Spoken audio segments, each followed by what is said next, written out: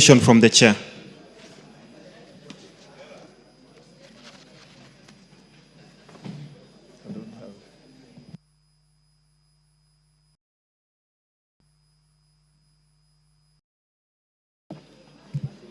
Next. Order number 3, messages. Order number 4, petitions. Order number 5, papers. Majority Leader.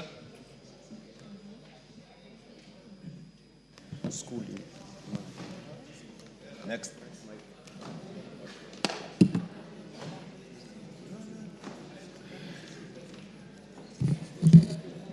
Honorable Speaker, I beg to lay the following papers on the table of the House today, Tuesday, June 10th, 2025. Bahari Girls Secondary School, Kilifi, Butula Technical and Vocational College, Chevavia Technical and Vocational College, Chogoria Girls High School, Dr. Daniel Wako Murembe Technical and Vocational College, Gatanga Technical and Vocational College, Igembe Boys Secondary School, Iku Boys High School, Kapsabet Boys High School, Kiharu Technical and Vocational Training College, Kinangop Technical and Vocational College, Kirimara High School, Kirinyaga Central Technical and Vocational College, Limuru Girls School, Malindi High School, Madioya Technical and Vocational College, Meru School, Moi High School Mbiruri, Mwala Technical and Vocational College, Naromoro Girls High School, Ndia Technical and Vocational College, Ngao Girls Secondary School, Nakueni Girls High School, Ribe Girls Secondary School, Senior Chief Koinange Girls High School, St. Bakhita Siakago Girls High School, St. Mary's Girls High School Igoji, St. Patrick's High School Iten, and 29 St. Thomas Girls Secondary School Kilifi. Thank you, Honorable Speaker, and I lay. Thank you. Chairperson, Committee on National Government Constituency Development Fund. Musa Sirma.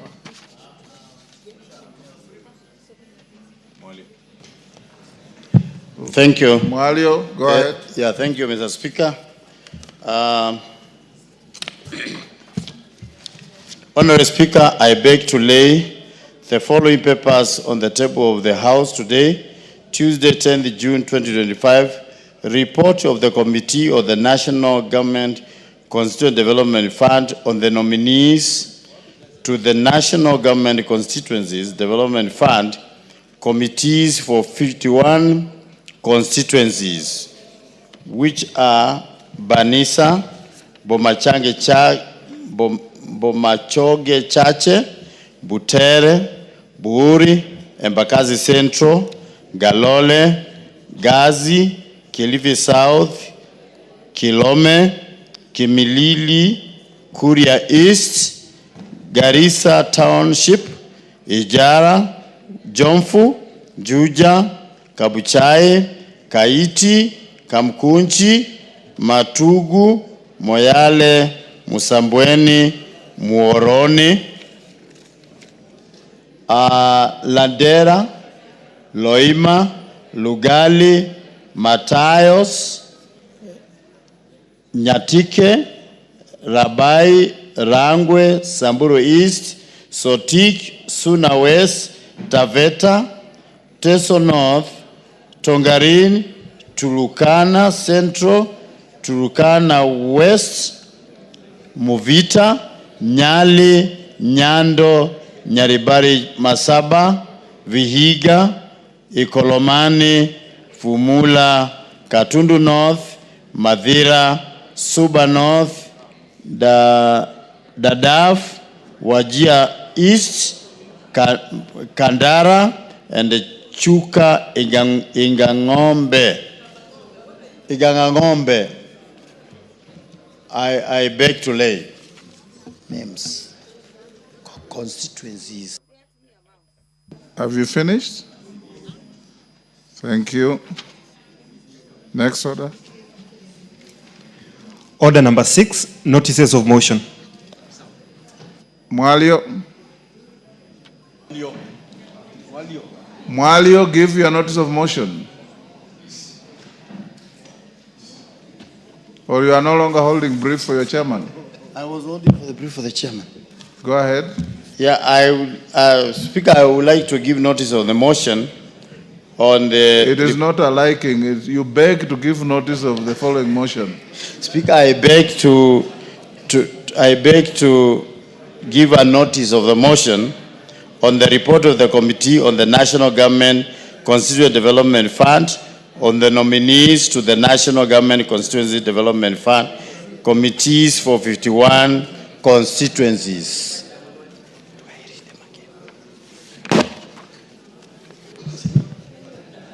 Thank you. Next.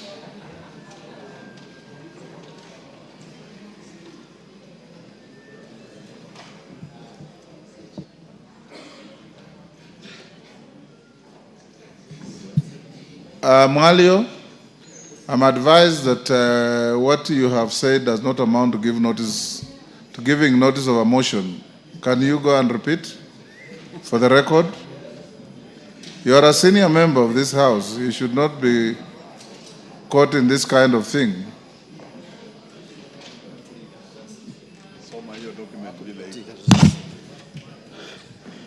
Speaker, I would like to give a notice. Order, Mwalio. I beg to give notice of the following motion.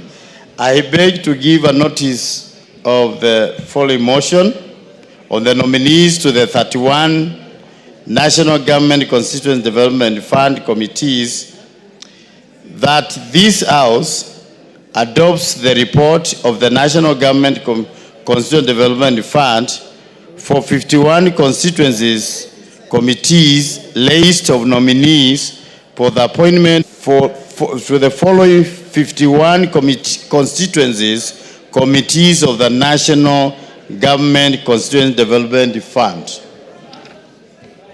Banisa, Bomachoge, Chache, Butere, Buri, Embakazi Central, Galole, Gaze, Kilifi South, Kilome, Kimilili, Kuria East, Garissa Town, Ijala, Jomfu, Juja, Kabuchai, Kaiti, Kamkunji, Matugu, Moyale, Musambweni, Muoroni, Ladera, Loima, Lugali, Matayos, Nyatike, Rabai, Rangwe, Samburu East, Sotik, Suna West, Taveta, Teso North, Tongaren, Turkana Central, Turkana West, Movita, Nyali, Nyando, Nyaribari, Masaba, Vihiga, Ikolomani, Fumula, Katundu North, Madhira, Suba North, Dadaab, Wajir East, Kandara, and Chuka Ingangombe. Thank you, Mr. Speaker. Thank you, Honorable Mwalio. Next. Order number 7, questions and statements.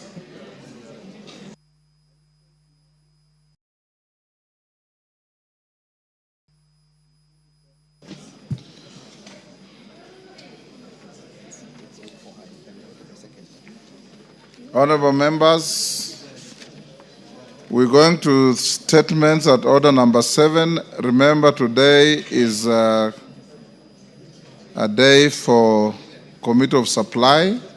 We must be done with this at least by 3:30.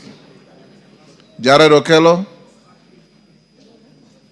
Not present. Omulher Harun? The baby. Thank you, Mr. Speaker. Honorable Speaker, pursuant to the provisions of Standing Order 44-2C, I wish to request for a statement from the chairperson of the Departmental Committee on Administration and Internal Security regarding disappearance of one Mr. Abdirizak Mohamed Yale. Honorable Speaker, on 28 September 2023, Mr. Abdirizak Mohamed Yale of ID number 400-63840, a resident of Garissa County, was allegedly abducted in Nairobi under unclear circumstances. The incident was reported at the Nairobi West Patrol Base under OB number 40/30/9/2023. Since then, Mr. Abdurizak has neither been traced nor presented before any court of law. Article 29 of the Constitution guarantees the freedom of security of each individual and includes the rights of an individual not be detained without trial. The fact that the whereabouts and safety of Mr. Abdurizak remains unknown has caused anxiety amongst his family on the possibility of him suffering violation of his constitutional rights. Honorable Speaker, it's against this background that I request for a statement from the Chairperson, Departmental Committee on Administration and Internal Security on the following. A report on the status of investigations into the disappearance of Mr. Abdurizak Mohammed Diale of ID number 400-63840, who was allegedly abducted in Nairobi under unclear circumstances on 28 September 2023. Measures that the government is taking to ensure that Mr. Abdurizak Mohammed is found and reunited with his family, and measures being taken to apprehend and prosecute perpetrators of the alleged abduction. I thank you, Honorable Speaker. Thank you, Mr. Speaker. Thank you, Muher. Tongoyo, that is a request to your committee. When can you bring a response? Honorable Speaker. Were you even listening? This game was a bit disrupting, but nevertheless, Honorable Speaker, no, I wanted you to Speaker. I've got quite a number pending and responded statement. We are dealing with only one. What Omolher has requested. You know what I was trying to ask, Honorable Speaker? I'm considering, if you agree with us, that I write to the Speaker, to the Minister, because there are too many, actually there are 17, and responded to, and have the CS appear before the committee and call the members so that we can able to expedite all of them, if possible. Why not? Go ahead and do so. So we can do next week, combine all of them and have them responded. Thank you. Yakub Ado Kuno, member for Bora. Yakub Ado Kuno. Gitonga Mukunji. Yes. Honorable Speaker, pursuant to the provisions of Standing Order 44-2C, I wish to request a statement from the Chairperson of the Departmental Committee on Health regarding the operationalization of the Rehabilitation Fund in the country. Honorable Speaker, Section 53 of the Narcotic Drugs and Psychotropic Substances Control Act of 1994 provides for the establishment of a rehabilitation fund.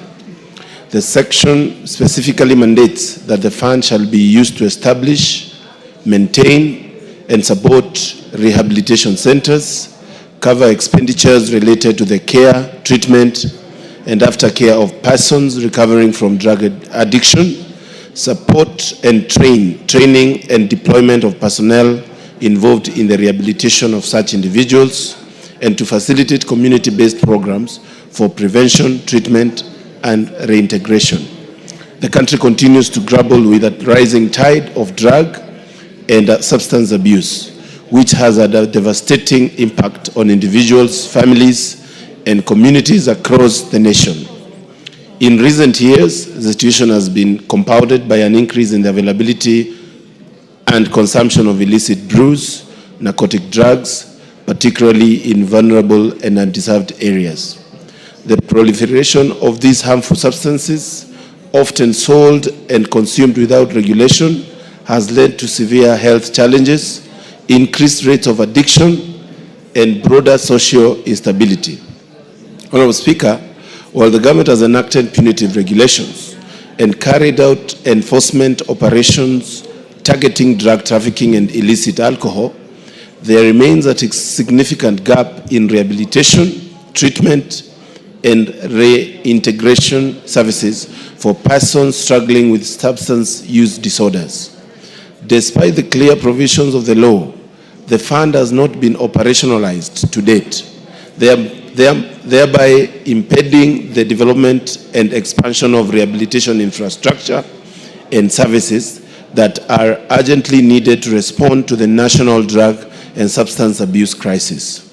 Further, Article 43(1)(a) of the Constitution of Kenya guarantees every person the right to the highest attainable standard of health, which includes mental health care and support for individuals with substance dependency.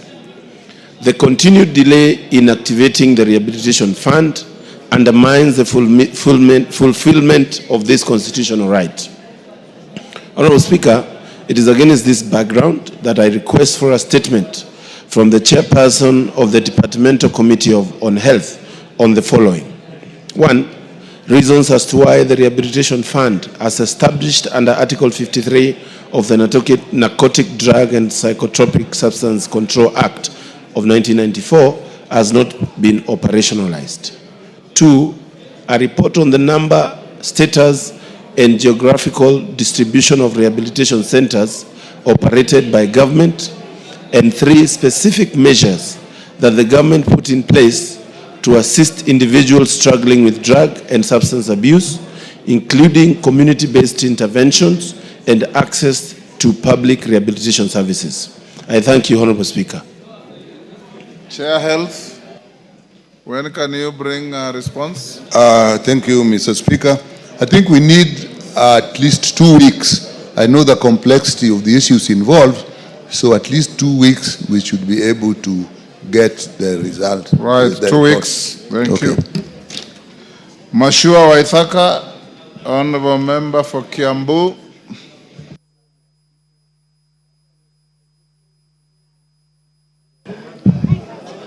Thank you. Honorable Speaker, pursuant to the provisions of Standing Order 44(2)(c), I wish to request for a statement from the chairperson of the Departmental Committee on Sports and Culture regarding the sponsorship and nurturing of a top amateur golfer in Kenya, Mr. Michael Karanga. Honorable Speaker, Mr. Michael Karanga is a 30-year-old amateur golfer who hails from Dumberi Ward in Kiambu constituency and has been playing golf for the past 10 years. Over this period, Mr. Karanga has played in international games and performed exceptionally well in these games, earning the name of Golfer of the Year for the 2 years in a row. Last year, he emerged top golfer during the Ghana Open in Accra. He has also played in many countries, including the United Kingdom, Portugal, South Africa, Rwanda, Jordan, and Egypt. Currently, he's ranked 76th in the world men's golf amateur ranking and 4th in Africa. Honorable Speaker, despite the sterling performance and remarkable achievements, the government is yet to show any commitment in sponsoring him. Golf is an industry, and this provides an opportunity for the government, which supports and trains over 400 requests for a statement from the chairperson of the Departmental Committee on Sports and Culture on the following. 1. Plans put in place by the Ministry of Youth Affairs, Creative Economy and Sports to sponsor Mr. Michael Kangara, noting that he has consistently performed well and has the potential to represent the country on a global scale. 2. Report by the Ministry on the sports persons currently being sponsored by the government, including the specific sport they play in and the criteria used by the government to sponsor sports persons. And 3. The measures that the ministry has put in place to sponsor sports persons in the country who have shown promise in their various categories. Thank you, Honorable Speaker. I can give a response in 2 weeks' time. Sorry, I skipped your statement and went to the next. Honorable Speaker, pursuant to the provision of Standing Order 44 Cap 2C, I rise to request for a statement from the chairperson of the Department Committee on Lands regarding the delayed compensation to the Sokoni Community Development Organization project in Kitale Town.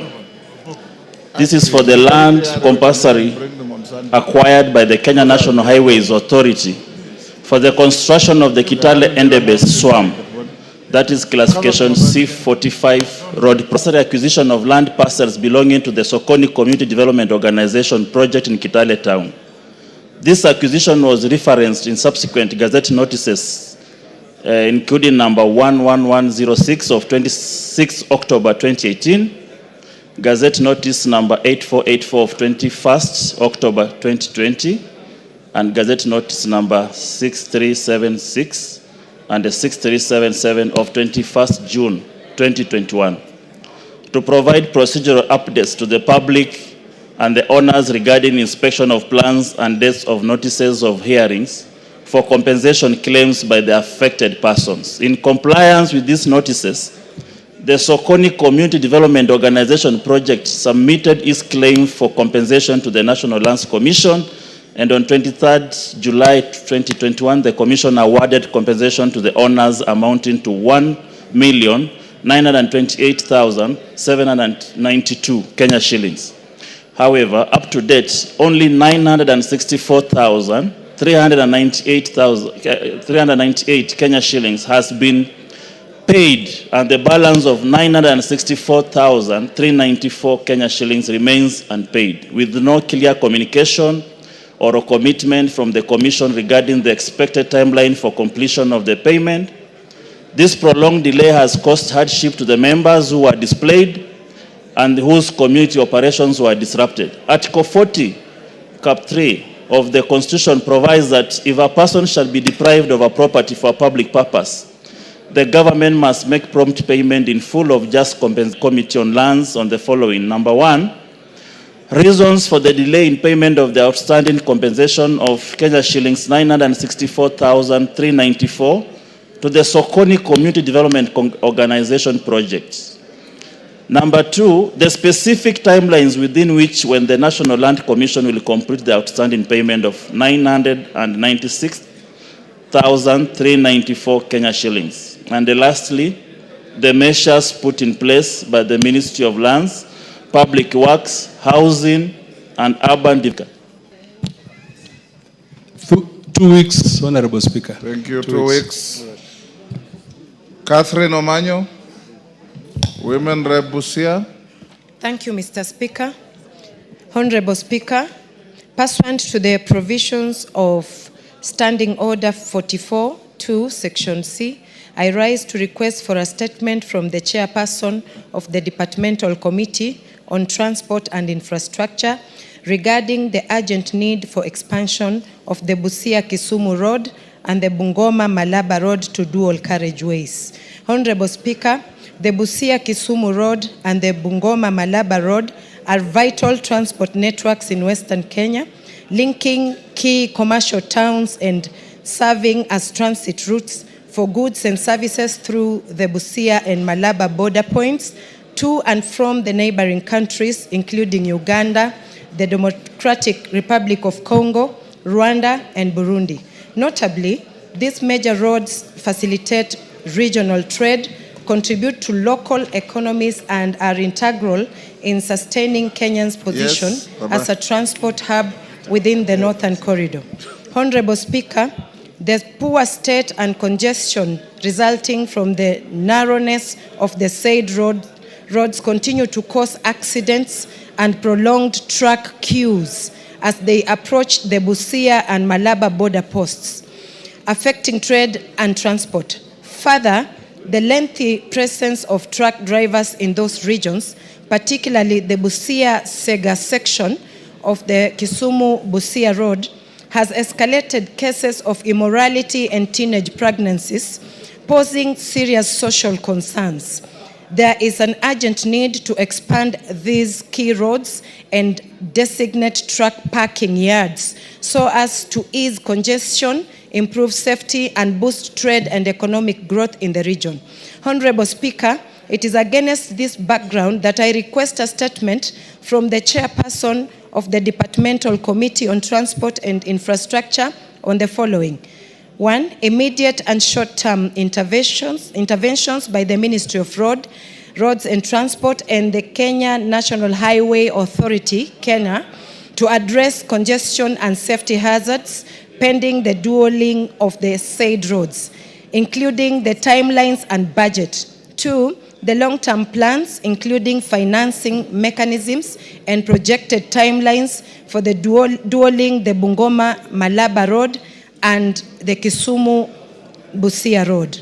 3, the measures in place to address the social ills associated with the prolonged stay of the truck drivers in the affected transit points, particularly luring minors into illicit sex. I thank you, Honorable Speaker. Chair Transport, GK, when can you bring a response? Give him a mic. 2 weeks, Honorable Speaker. 2 weeks, thank you. Yes. Thank you. Jared Okello. I thank you very much, Honorable Speaker, for the opportunity, and allow me to make it clear that the Jared state... Okello, you came late. This is round 2, we are calling that. You start by apologizing to the House. That's what I'm coming to, Honorable Speaker. You are starting with that? Yeah, okay. That is exactly what I was coming to. Yes. Honorable Speaker, I apologize for coming late.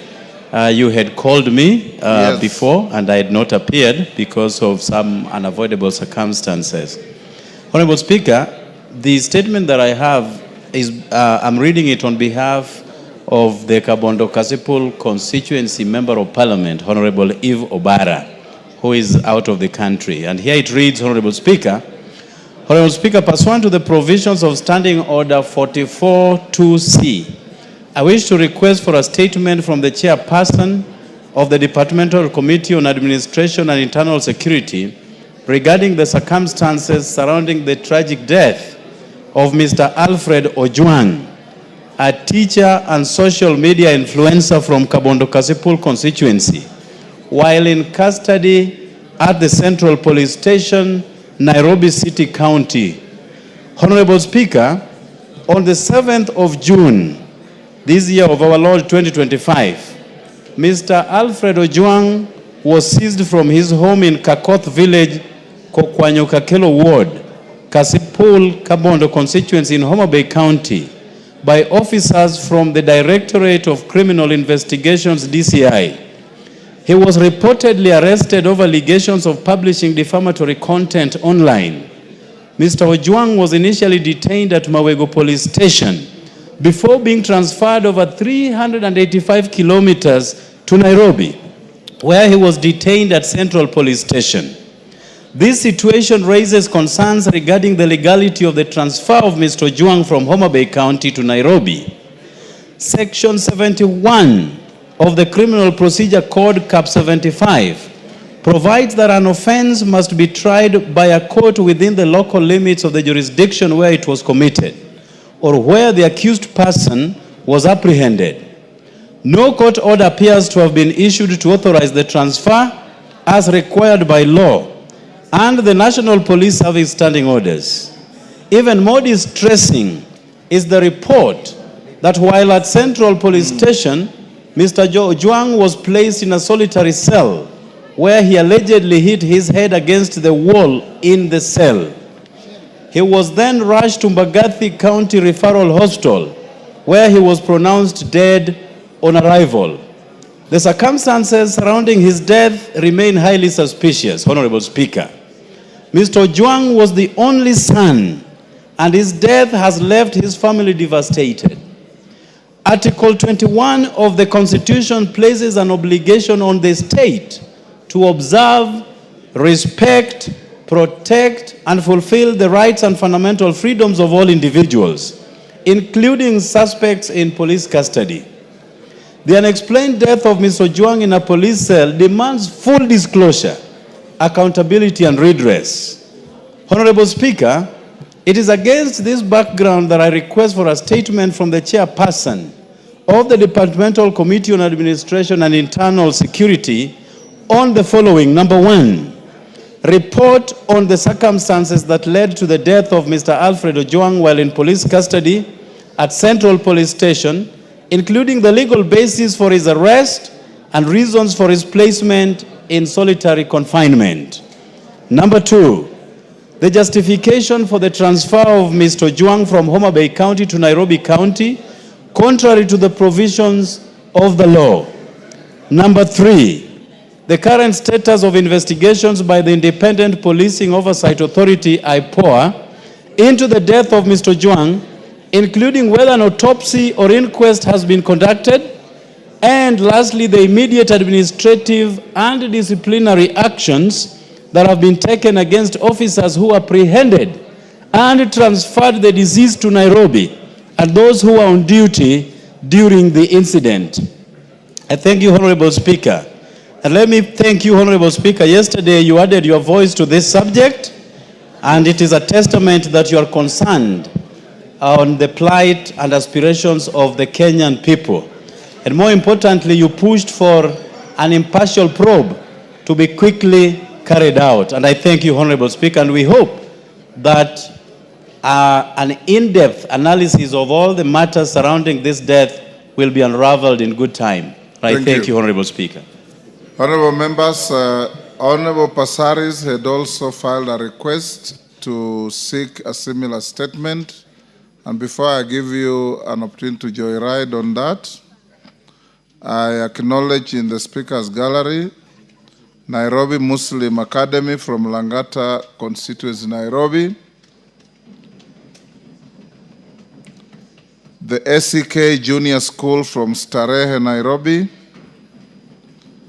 and Gakoe Mixed Secondary School from Gatundu North, Kiambu. Passaris. Thank you, Mr. Speaker. Mr. Speaker, first allow me to pass my condolences to the family members of the late Albert Ojwang. Mr. Speaker, the autopsy results are already out, and it shows that he went through a really brutal death, and it's really sad. We're in a month where we want reparation and healing. We want this country to move forward. And I know that this is going to anger a lot of Kenyans.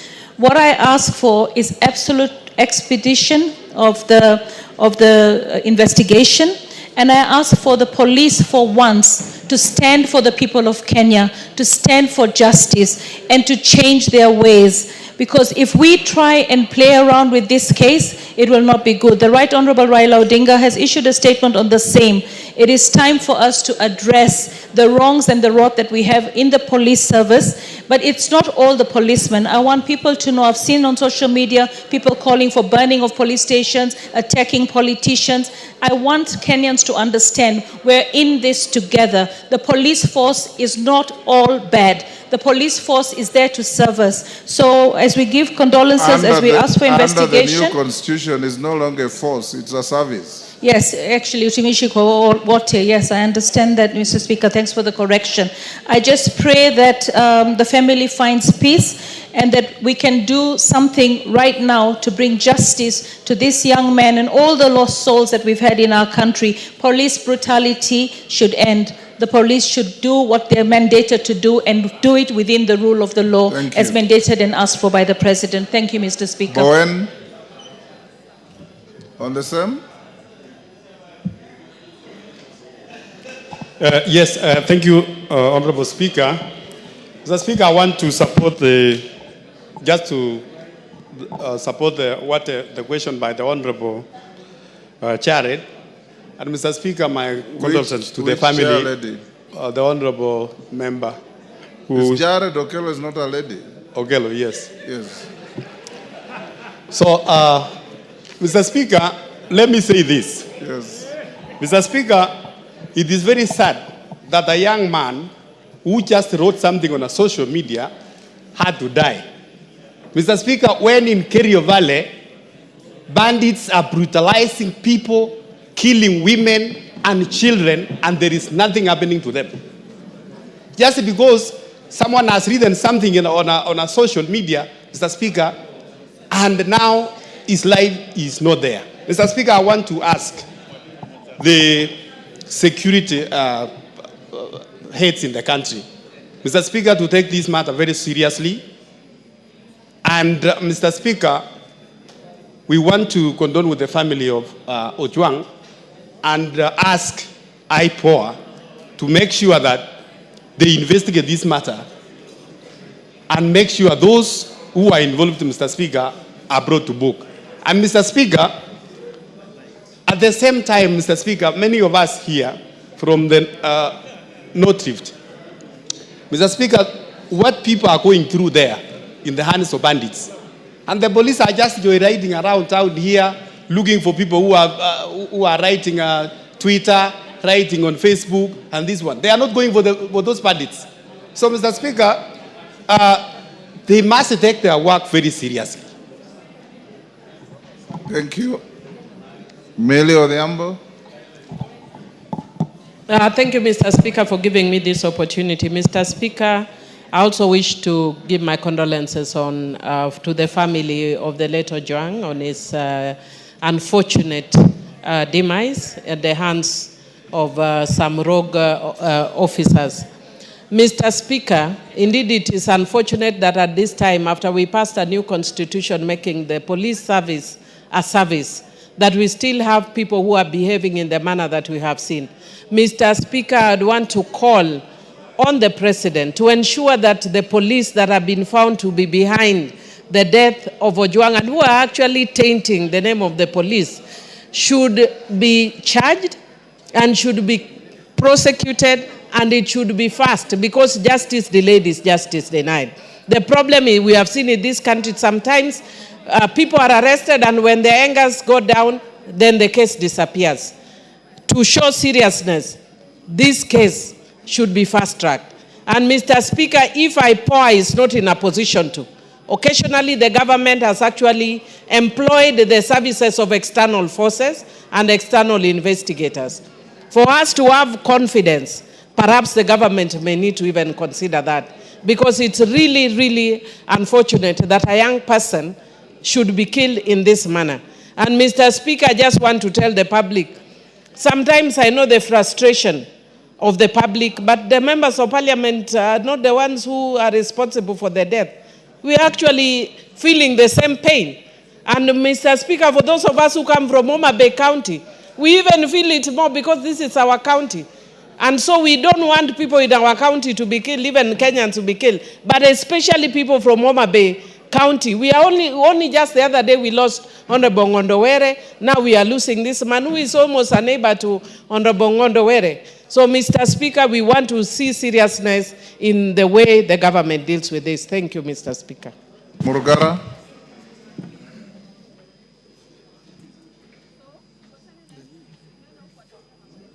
Thank you. Thank you very much, Mr. Speaker. Mr. Speaker, also allow me to join the rest of the House and Kenyans in conveying condolences to the family of the late Albert Ojwang.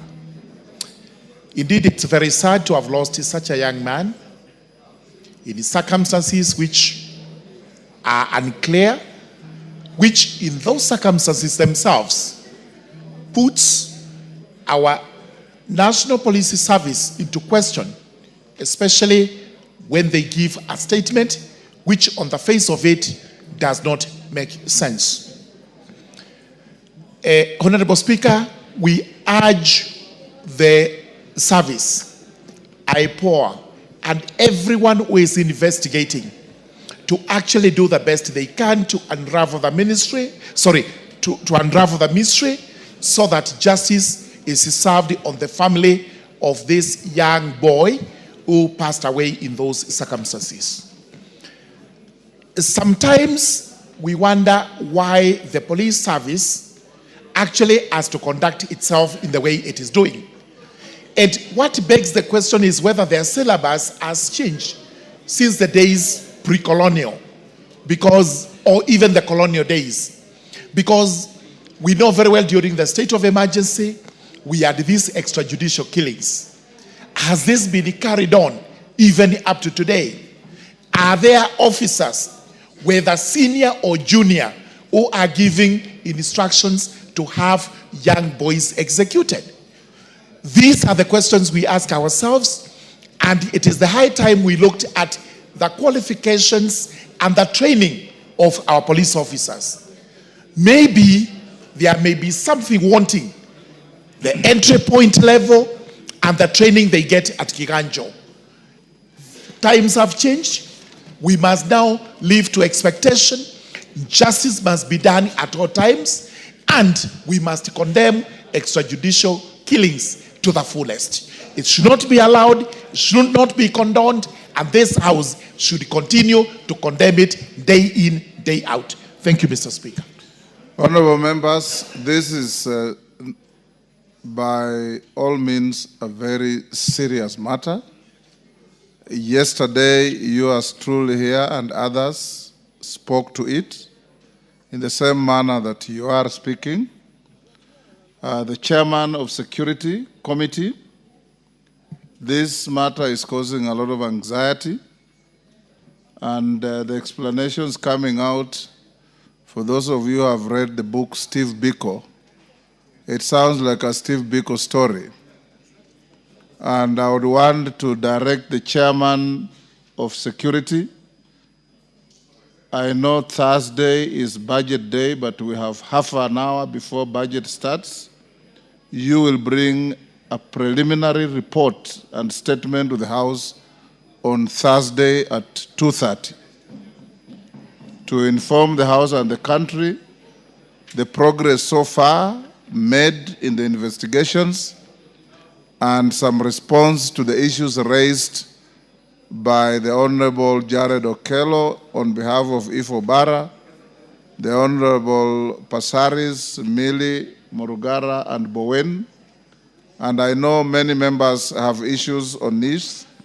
Hold your horses. When the statement comes on Thursday, I'll give you an opportunity. Tongoyo. Thank you, Honorable Speaker. I'm well guided. And just like the rest of us and majority of Kenyans, I want also to pass my condolences to the family. It is extremely very unfortunate incident, Honorable Speaker, that a young Kenyan dies in the hand of the police and where is actually supposed to be safe.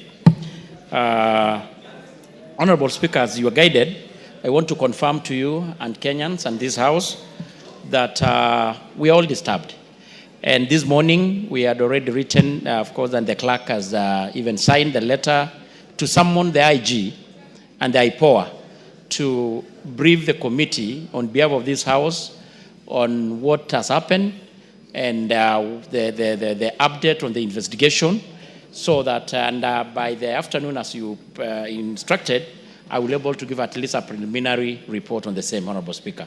I encourage you not to wait for them to brief you. Yes. I encourage you to interrogate them.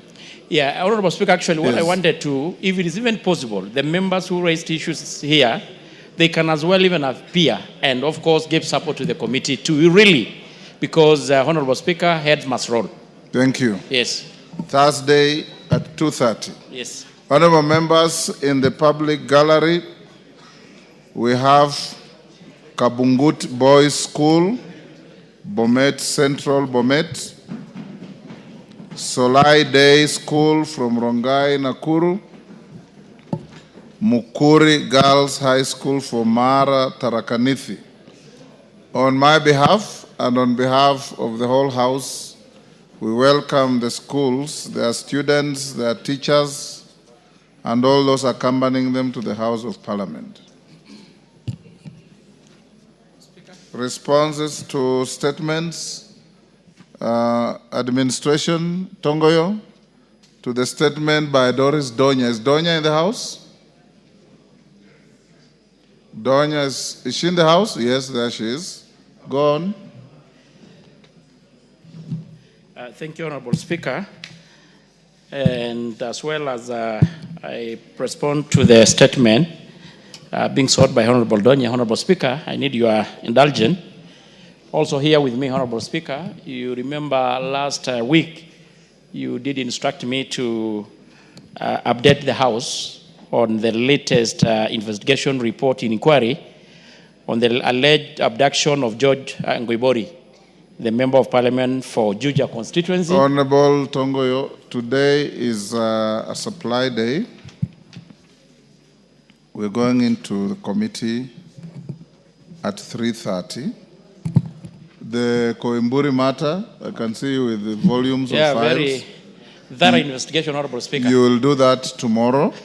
Okay. Go ahead and respond to Donya in the shortest time possible.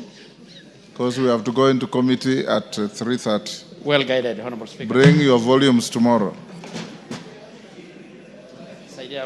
Thank you, Honorable Speaker. Well guided.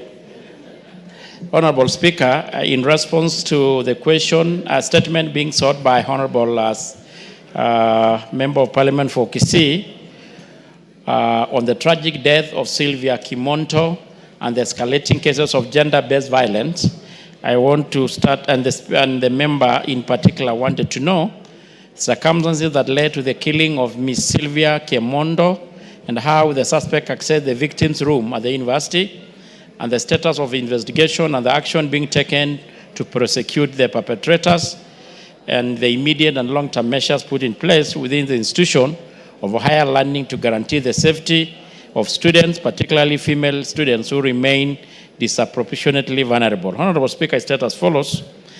In September 2024, Eric Mutinda Philip, the suspect, and the Sylvia Kimonto, the deceased, were both admitted to Multimedia University of Kenya to pursue a degree program in electronic engineering and the mathematics for computer sciences, respectively.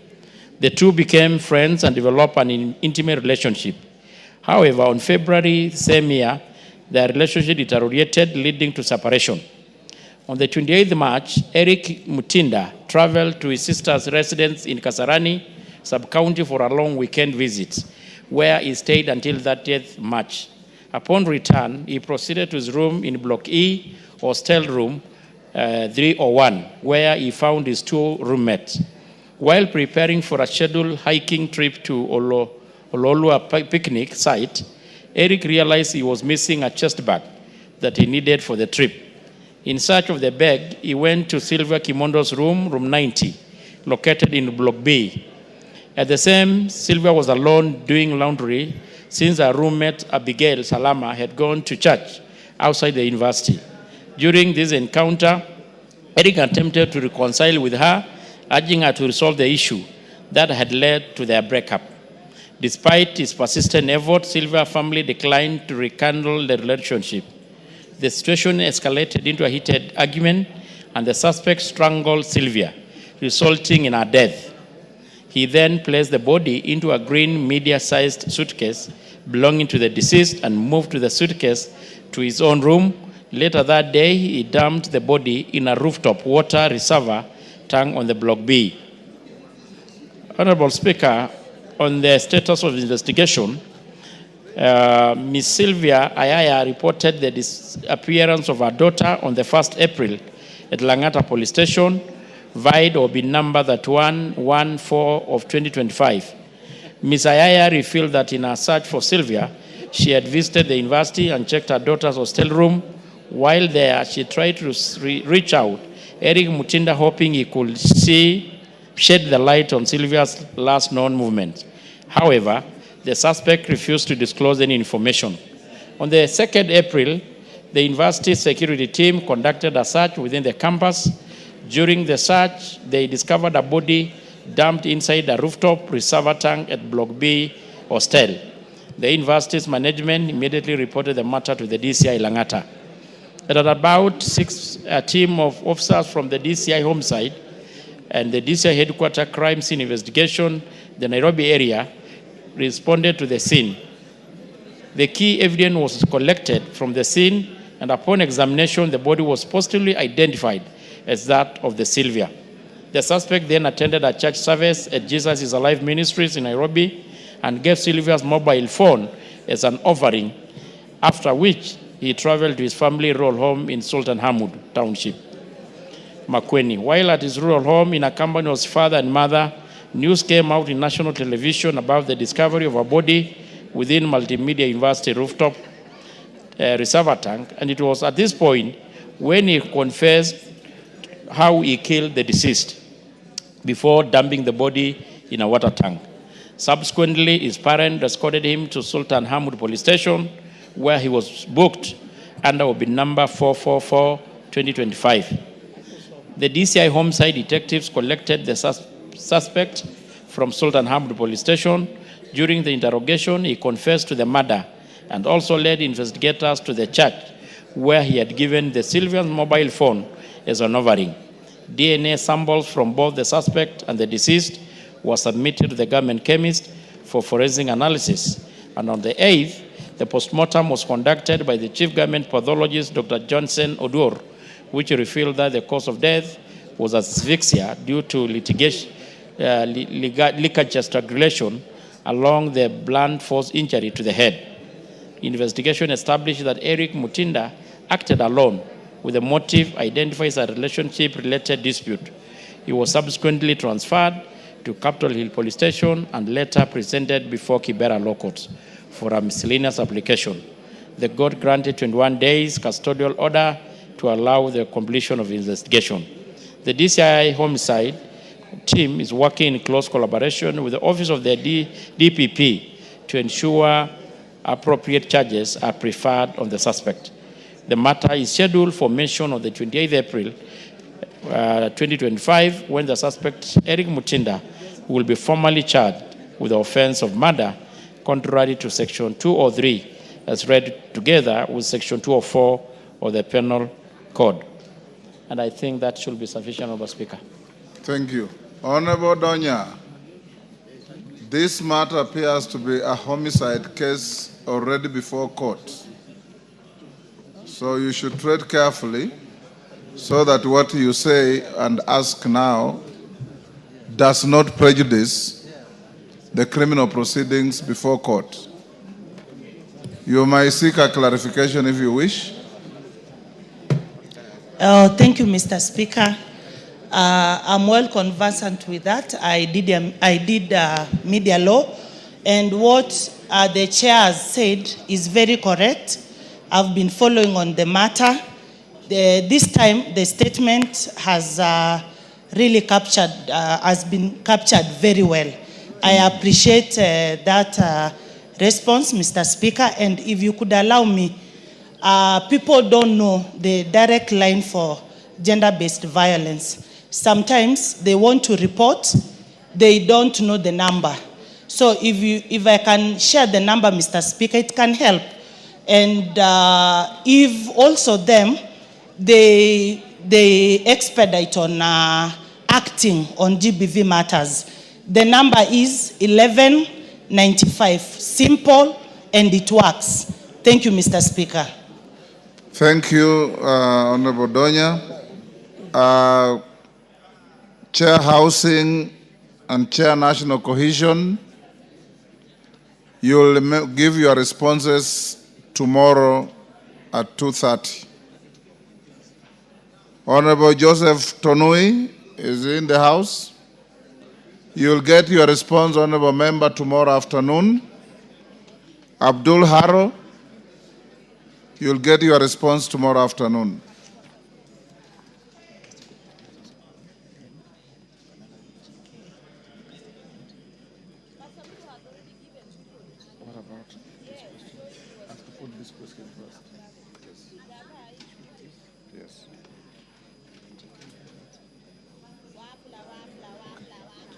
Honorable members, before we call the next order, allow me to acknowledge Nairi Mirimo Primary School from Samburu East. Samburu is in the public gallery. I welcome the students, their teachers, and whoever is accompanying them to the house. Thank you. Next order. Order number 8, procedural motion, extension of sitting time until conclusion of business. Majority Leader. Honorable Speaker, thank you very much, Honorable Speaker. Honorable Speaker, like I say, today is Committee of Supply. And because of that, Honorable Speaker, I beg that, pursuant to Standing Order 33A, this House orders that should the time appointed for adjournment of the House be reached before conclusion of business under Order number 10, the sitting shall stand extended until conclusion of the business appearing under Order number 10. That is Committee of Supply. Honorable Speaker, this is one of those prime duties that we must conduct as a House. Honorable Speaker, if you allow Honorable Senior Kajwang. Order, Honorable Kajwang. Kajwang. Member for Oraka. Yes, Senior. Yes. That is better. Yes, and this is his forte. He loves this committee of supply. So we have that today. So prepare your guns on this, Honorable Speaker. This is very important debate. This is very important work that we do. Budget cannot be budget without committee of supply. The money that we will appropriate here cannot be issued out unless we have committee of supply where we supply every department with funds that they require to run the next financial year. Honorable Speaker, this is noble duty, noble task. And therefore we request, in the event that we do not finish before close of business today, we extend time to ensure that we complete the business and ensure that we leave today when we have supplied all the money, Honorable Speaker. Honorable Speaker, having said that, I know the Honorable Millie Odhiambo is one who participates very much in this debate, and therefore I'll request her to second me on approving the procedural motion to extend time of sitting until conclusion of the debate. Honorable Millie. Thank you, Mr. Speaker. Mr. Speaker, I do second that this is a very straightforward procedural motion just to extend time. I do second. Thank you. Members on their feet, take your seats.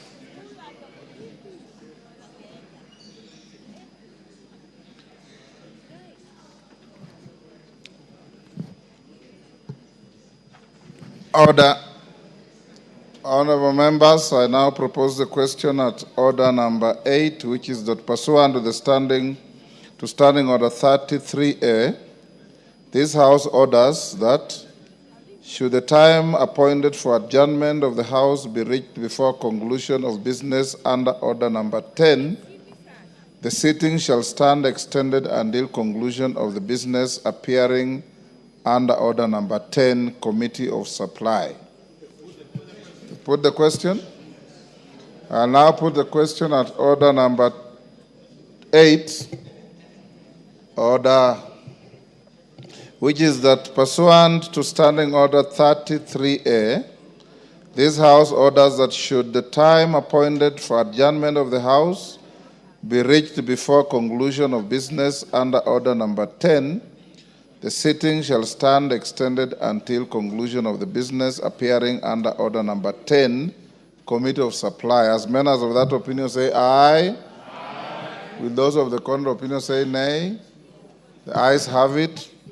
Honorable members, what it means now is that you will go on with the committee up to midnight.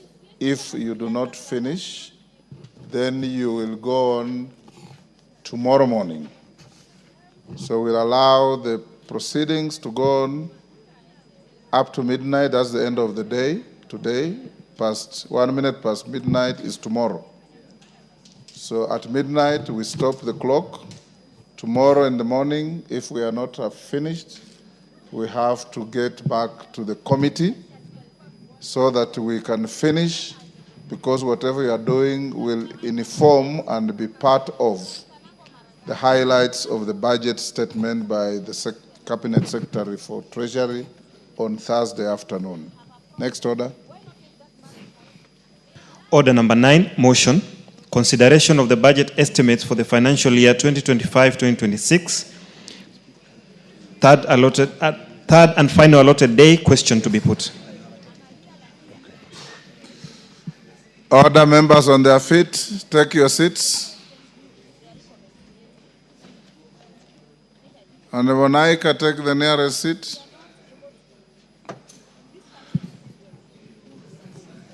Order, Honorable Wako, take your seat.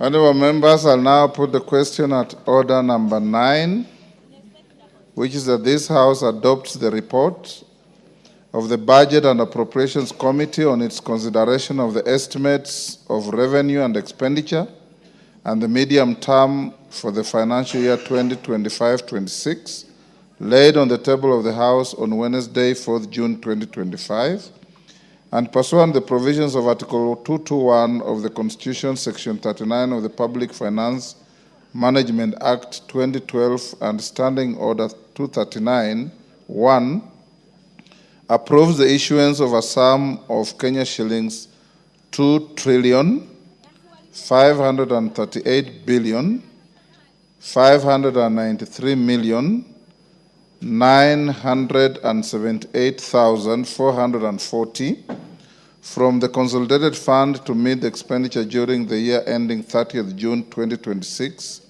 in respect of the votes contained in the first schedule, subject to paragraph 3, Committee of Supply.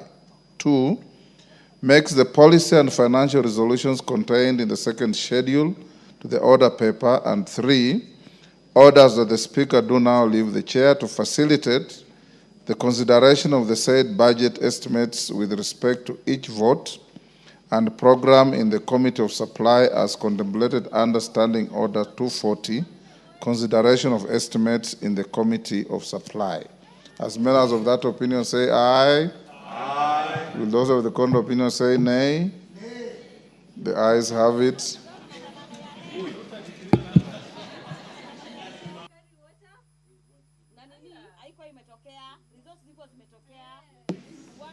Honorable GK. Yeah. Honorable Speaker. Horses, GK, hold your horses.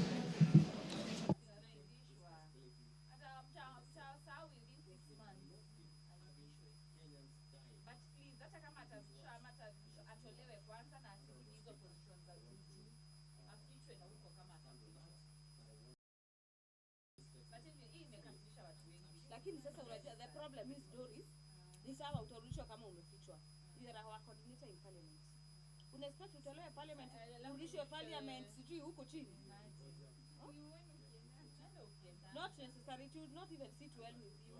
Ati wewe ni coordinator alafu unatolewa ukikuja unaanza kuambiwa ni position gani iko chini huku? Atufichwe. But you know that's what it happens. That's what happens anyway.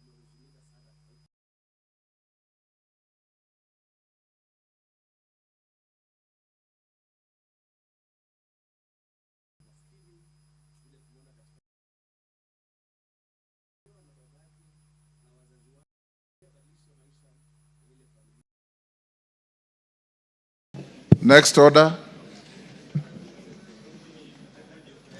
Order number 10, Committee of Supply. Order, honorable members, will you be upstanding?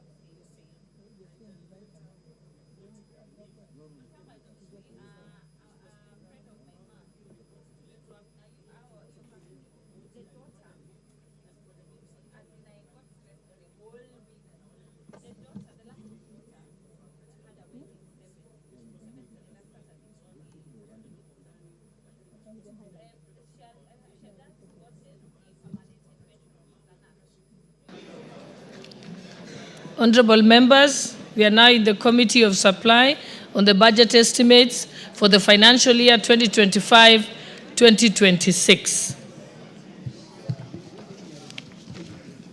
Vote 1011, Executive Office of the President.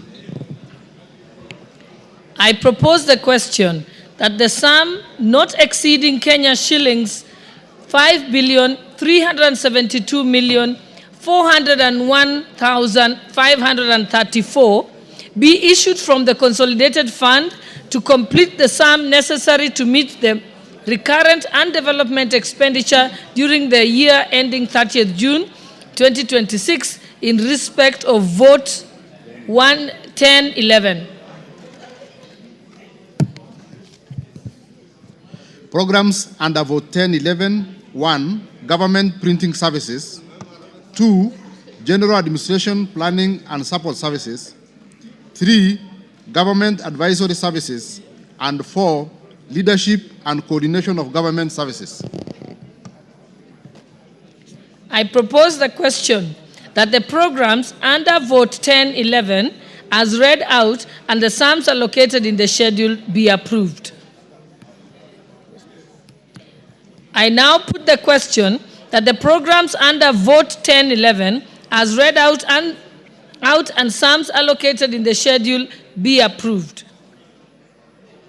I now put the question that a sum not exceeding Kenya shillings. Honorable members, I now put the question that the programs under the vote as read out and the sums allocated in the schedule be approved. Will as many as of that opinion say aye? Will as many as of the contrary opinion say nay? The ayes have it. Honorable members, I now put the question that a sum not exceeding Kenya shillings 5,372,401,534 be issued from the consolidated fund to complete the sum necessary to meet the recurrent and development expenditure during the year ending 30th June 2026 in respect of vote 1011. Will as many as of that opinion say aye? Will as many as of the contrary opinion say nay? The ayes have it.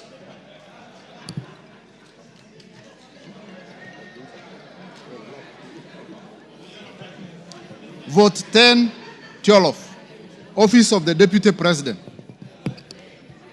I propose the question that a sum not exceeding Kenya shillings 3,072,134,559 be issued from the consolidated fund to complete the sum necessary to meet the recurrent and development expenditure during the year ending 30th June 2026 in respect of vote 1012. Program under vote 1012, Deputy President Services. I propose the question that the programs under vote 1012 as read out and the sums allocated in the schedule be approved. Yes, Honorable Ounda. Chair, probably would thank you for this opportunity.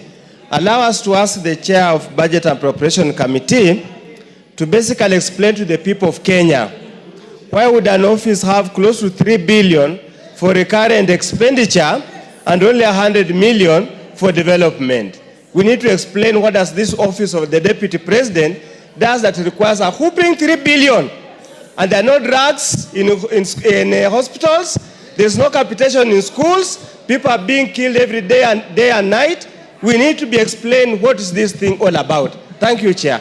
Chairperson Budget, you want to respond?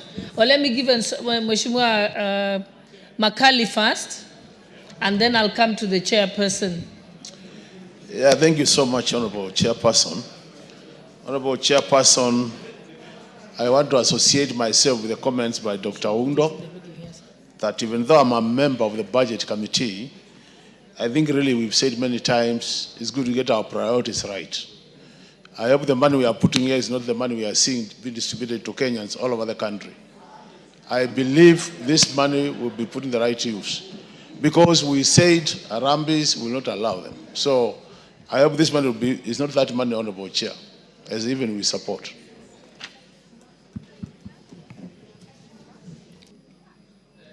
Majority Leader, do you want to say something? No, let's just, question was being asked to the Budget Chair. Majority Leader, do you want to still say something, Honorable Owen? Okay, Honorable Atandi, proceed. Madam Chair, before I respond, I would like to ask Honorable Tongoyo to just respond briefly, then I will conclude. The Chairman of Security. Okay, Honorable Tongoyo. Thank you, Honorable Chair. Honorable Chair, and I want to really confirm that Makalu is a member of Budget Committee, and he was there when I was actually defending the committee. And I can confirm to the House and to the country that the money allocated to these votes are prudently used. And actually, Honorable Chair, when you compare the monies in this vote in the current office holder versus the money that was allocated in the previous office holder, it's actually less by almost 30%. Yeah? So I just ask members to be objective. Let's not bring politics into this. We all know the office holder is not the first one in this office, and the money is allocated there for the good use of the country. Honorable Atandi, proceed. Yes. Let's allow Thank you, Honorable Speaker. Atandi first to answer. Honorable Speaker, let me first of all say that the budgets under this vote, we have really rationalized this vote. If you remember, Madam Speaker, the previous holder used to have 5 billion under this vote, under this office. And today we are having only about 3 billion. Honorable Speaker, Madam Chair, this is a constitutional office. The Deputy President of the Republic of Kenya is an office that is assisting the President to run the country. It is not an office where somebody is spending money without work. And this is the person who assists the President to manage the affairs of the country, Honorable Speaker. So this vote is justified, and in fact, the office requires even more. We had to rationalize this vote to in line with the revenue projections that we are having at the moment. Thank you. Honorable members, I now put the question that the programs under the vote 10-12 as read out and sums allocated in the schedule be approved. Will as many as of that opinion say aye? Aye. Will as many as of the contrary opinion say nay? Nay. The ayes have it. I now put the question that a sum not exceeding Kenya shillings 3,072,134,559 be issued from the consolidated fund to complete the sum necessary to meet the recurrent and development expenditure during the year ending 30th June 2026 in respect of vote 10-12. Will as many as of that opinion say aye? Will as many as of the contrary opinion say nay? The ayes have it. Vote 10-13, Office of the Prime Cabinet Secretary. I propose the question that a sum not exceeding Kenya shillings 866,803,092 be issued from the consolidated fund to complete the sum necessary to meet the recurrent and development expenditure during the year ending 30th June 2026 in respect of vote 10-13.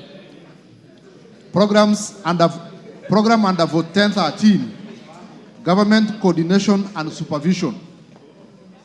I propose the question that the programs under vote 10-13 as read out and sums allocated in the schedule be approved.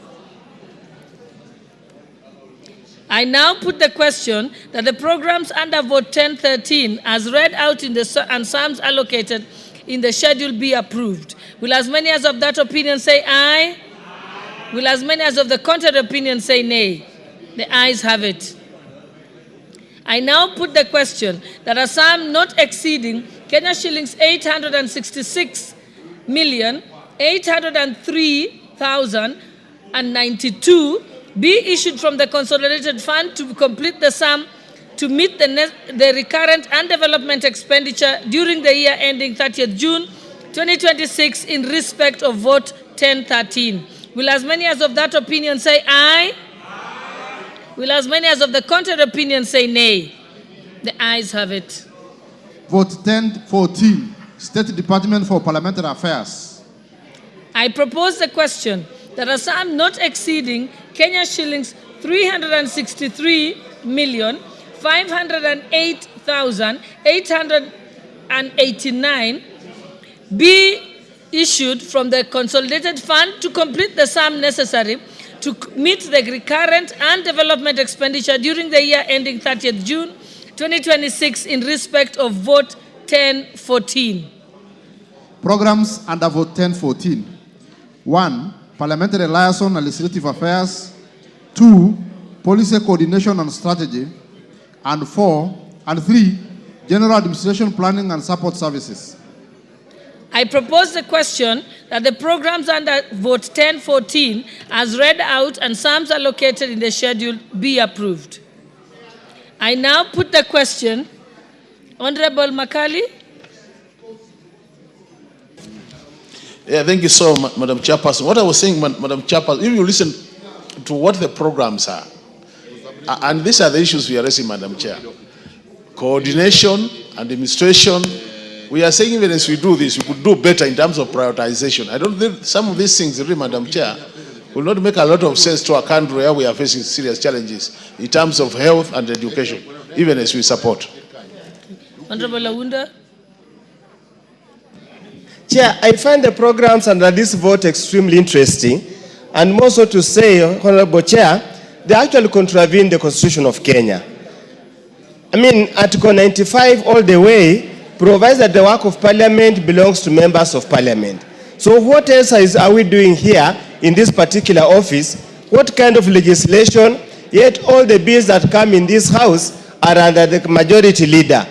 These are duplication and a terrible waste of national resources that could be better used to solve the myriad of problems that we have in this country. Thank you, Honorable Chair. Yes, Honorable Wowen Baya. You know, the Honorable Oundo, Professor, needs to be educated on how a bill starts. The office that is mandated with liaising with Parliament, you know, the bill bears the name of the majority leader. But the majority leader just has the mandate to table it here. But there's a whole process that starts from cabinet, that starts from many ministries and all that. Before a bill is born to be a bill under the name of the majority leader, that bill has traversed and resources are required and resources are needed for it to become a bill to be tabled in this house. So, Honorable Speaker, even the bill that we are looking at now has not been authored or done by it's a whole process. So, Honorable Oundo, please step down the politics, look at the national agenda, look at the whole country, and let's move forward instead of raising mundane issues on an important issue called supply. Supply, Honorable Speaker, and I want to educate my brother, supply is supply. We will do it. Come and question the budget. Let's handle the supply.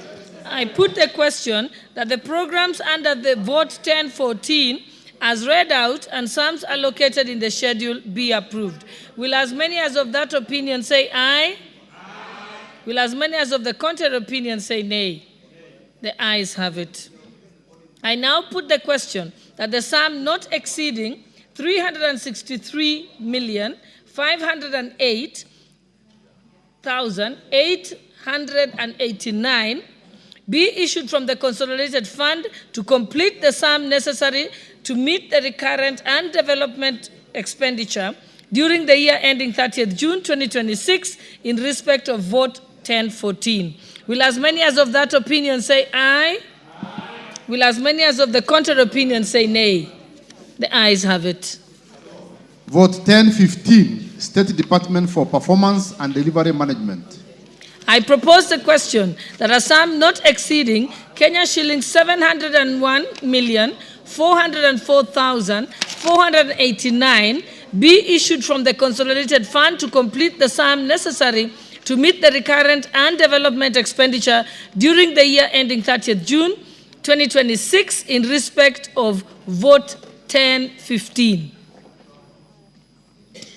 Programs under Vote 1015. 1.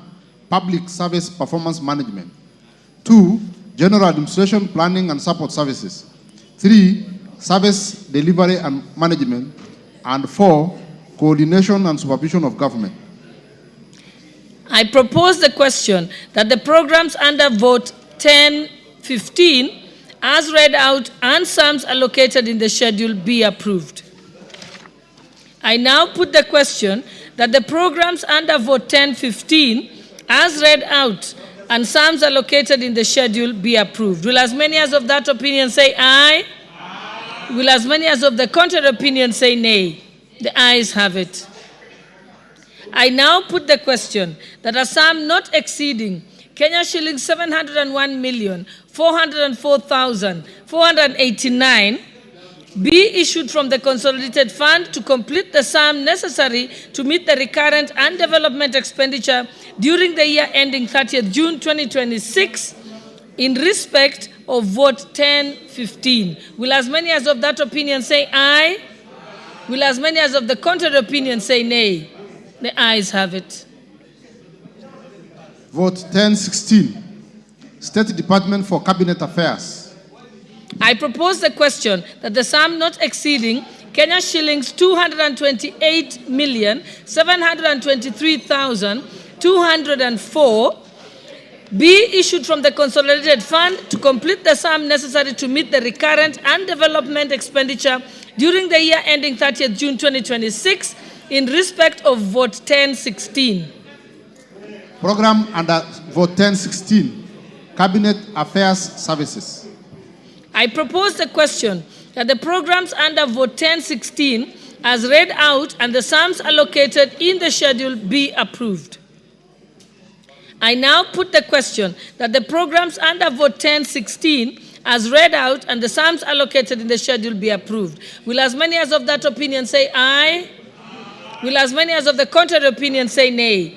The ayes have it.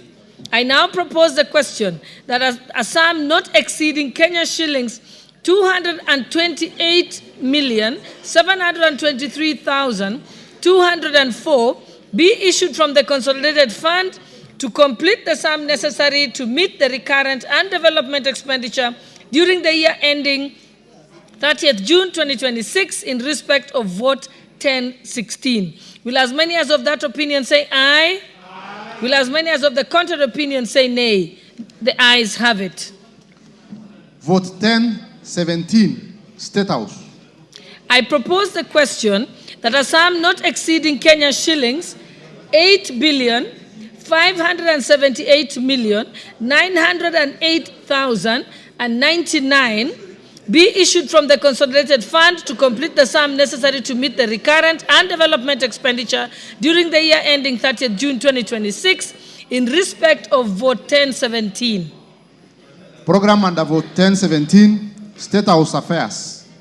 I propose the question that the programs under vote 1017 as read out and sums allocated in the schedule be approved.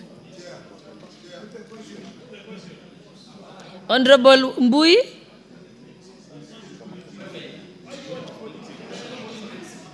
Honorable Nyikal. Chair. Let me give Honorable Nyikal. Whereas I don't propose, I think in future, even this one, we should have the programs. This is a lot of money, 8 billion. Really, we need to know what is it that is being done. Just State House Affairs is not adequate way of explaining to the public what we are doing with the money. Yes, Honorable Makali. You know, Madam Chairperson. Let me give those who have even under the Committee of Supplies, and we have been in this house for long, there is no harm making observations on this budget because we want to improve the process. Like under this photo of the State House, Madam Chair, what we are saying is we support it, but Deputy Minority Leader, we have so many mini state houses in this country. We should ask ourselves, are we getting value for money?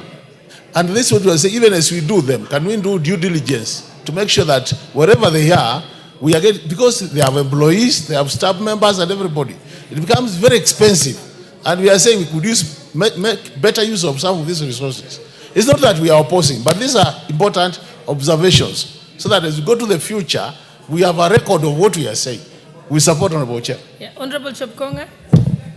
Yeah, thank you, Honorable Speaker. Honorable Speaker, I stand to support this. And I think Honorable Nyikala has just requested just to know.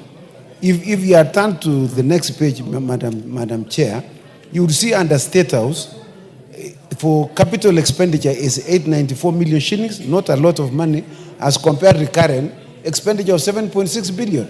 So most of it is going towards recurrent expenditure. It is not even for development, Madam Speaker. Madam Speaker. So I support. Okay, honorable members, I now put the question that Yes, oh, Honorable, I didn't see, you don't have your card. No, I have. Honorable I think TJ, proceed. It was just, yeah. Just press the intervention button, yes. Yes, Madam Chair, Honorable Nyekal is asking a valid question, but of course he knows that, for example, members of the Western Caucus last week, it's a public knowledge that they went to State House. That nyamachoma costs money. Yes, that nyamachoma costs money. But I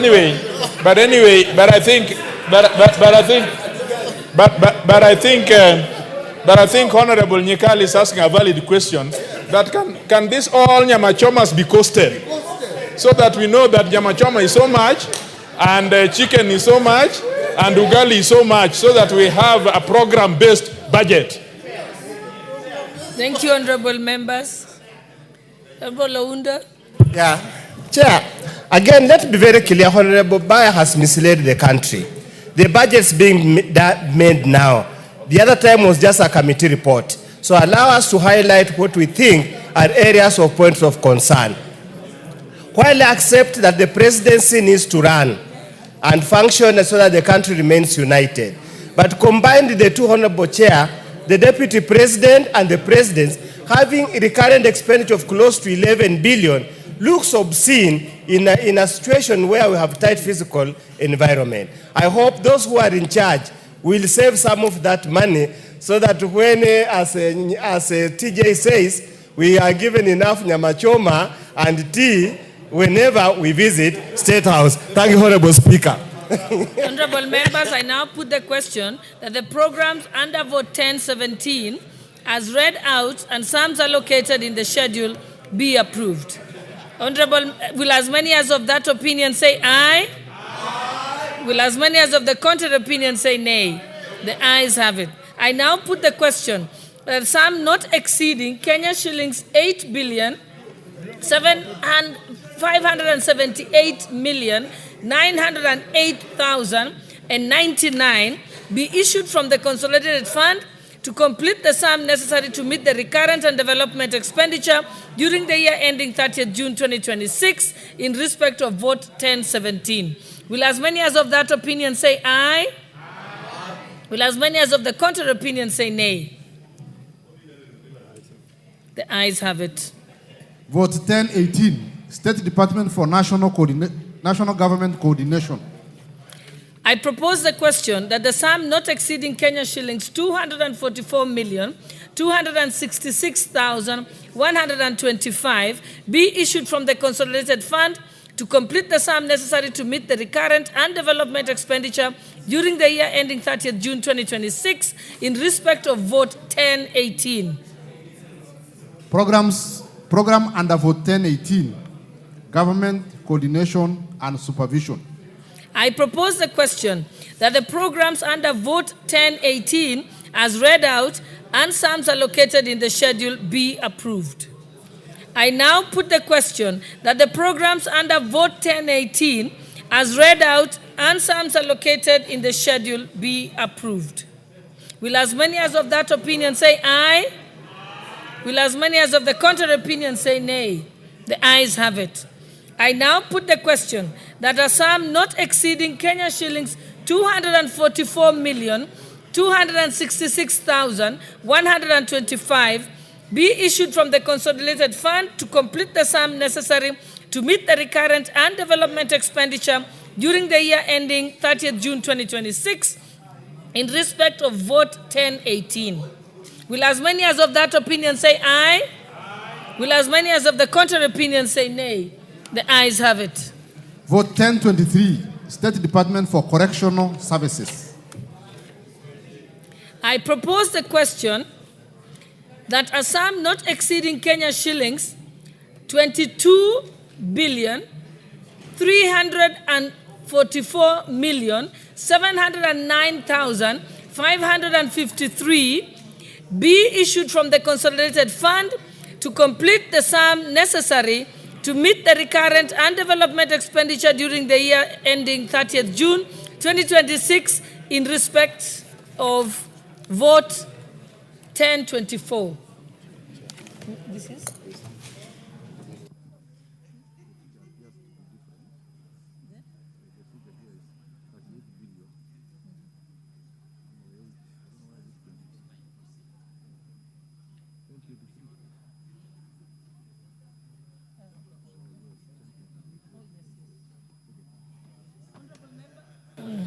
Honorable members, allow me to take that again. I jumped to vote 1024 instead of vote 1023. So we are on vote 1023. I propose, I'll let you read it out first. Vote 1023, State Department for Correctional Services.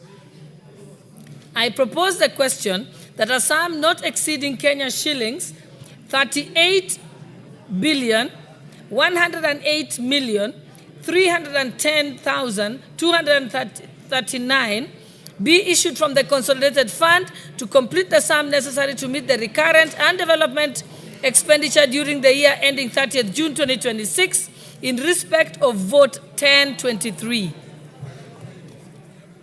Programs under vote 1023. 1. General Administration Planning and Support Services. 2. Prison Services. And 3. Probation and Aftercare Services. I propose the question that the program under vote 1023 as read out and sums allocated in the schedule be approved. Yes, Mheshimiwa Mboka. Much as we are appropriating these finances to this State Department of Correctional Services, a very dangerous statement was made recently by one of the advisors to the President, to the extent that people were buying positions to get into the prison service, which is a very dangerous thing. And the government must stop embarrassing itself and give Kenyans what belongs to them, especially young Kenyans who want to join these forces. We want to plead with the government to investigate that because it came from a very senior advisor, Honorable Kuria, advisor to the President, that people are buying these positions to get into the prison service. Thank you. I put the question that the programs under vote 1023 as read out and sums allocated in the schedule be approved.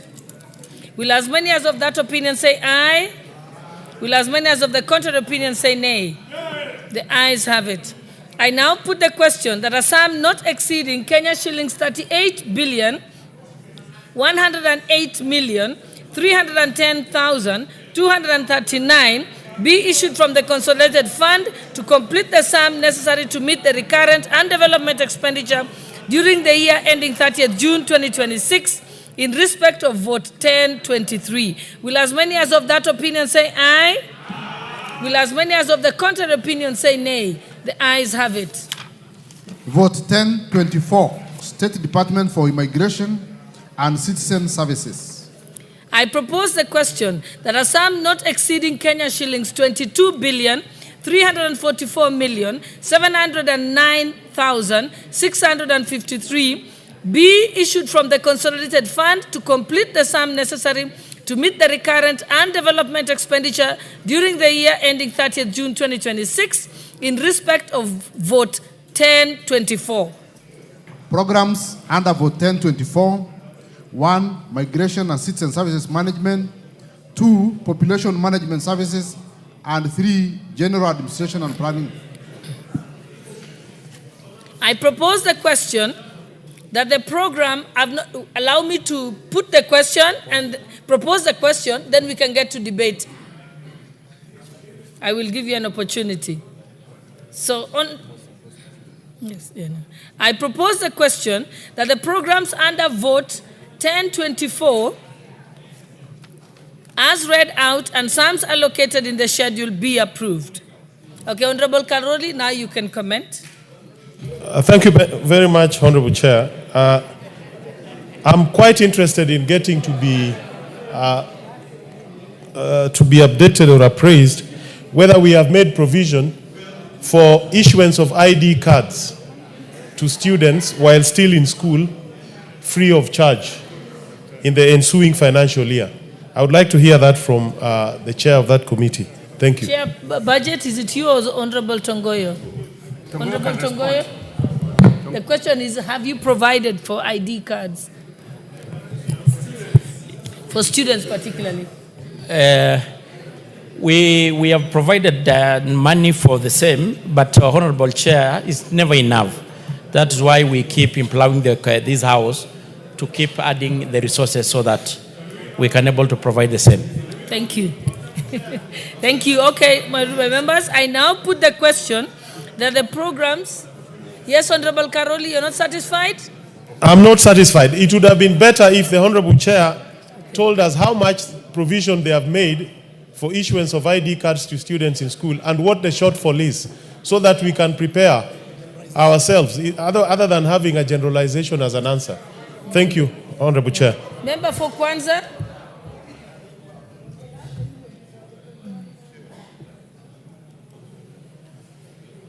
The mic is behind you. Oh, there you are. No, it's here. I got it. Chair, I think let's be more detailed, because we are passing some of these expenses in departments that we know, but we want the details from the budget committee, the details of the functions, whatever it is. Because it looks like we are just passing these things without even getting the details. That involves the 3-4 functions, and that's it. Can we get the details from the budget one by one, so can be able to approve whatever is coming before us with the details?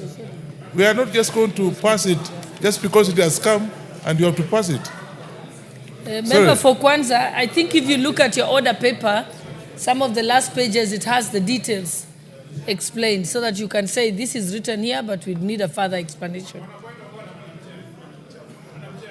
Yes, yes, Honorable TJ. Madam Chair, is the member for Suba South,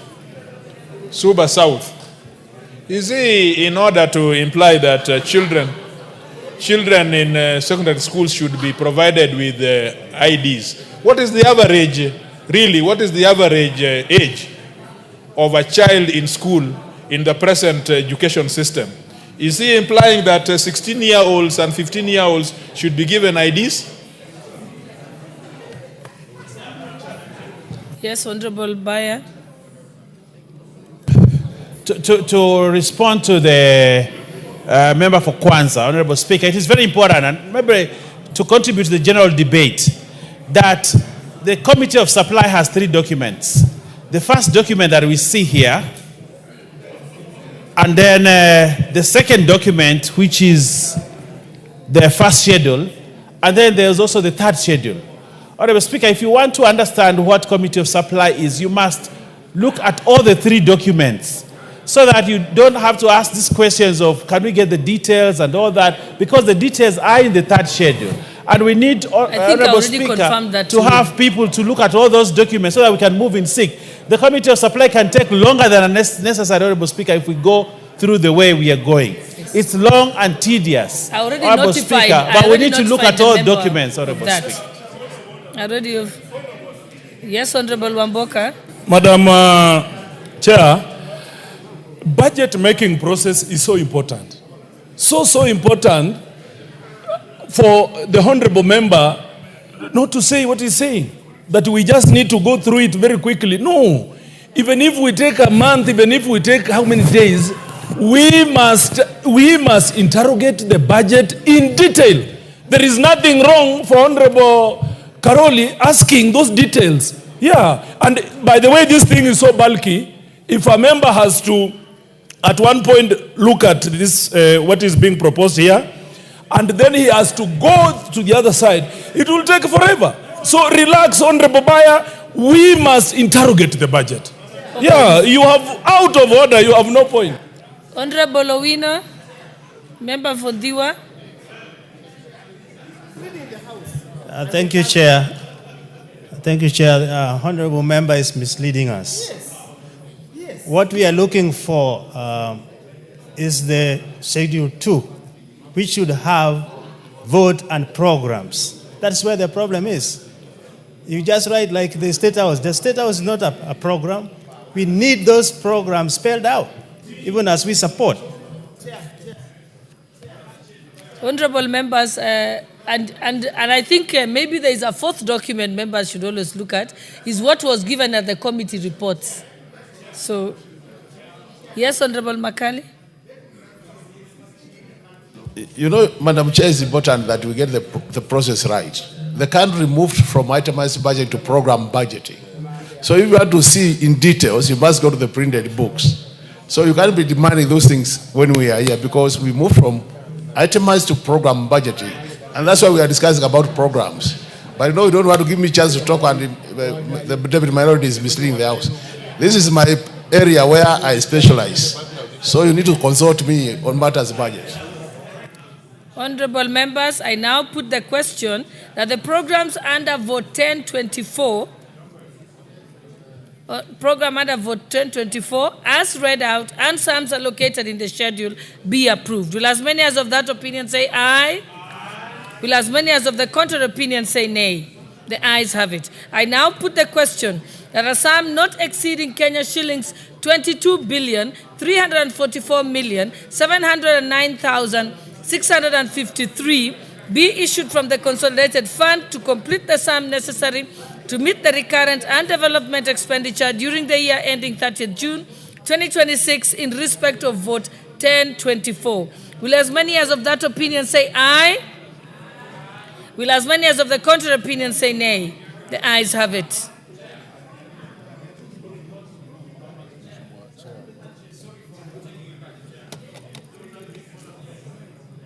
Honorable Carol, on the issue of ID card of the school children, those who attain age of 18. That's obvious. Yeah, I wanted to confirm that we had allocated 1.6 billion. That's obvious. Because yes. I see majority even seated in the chamber. Thank you. And I think it's good to report that.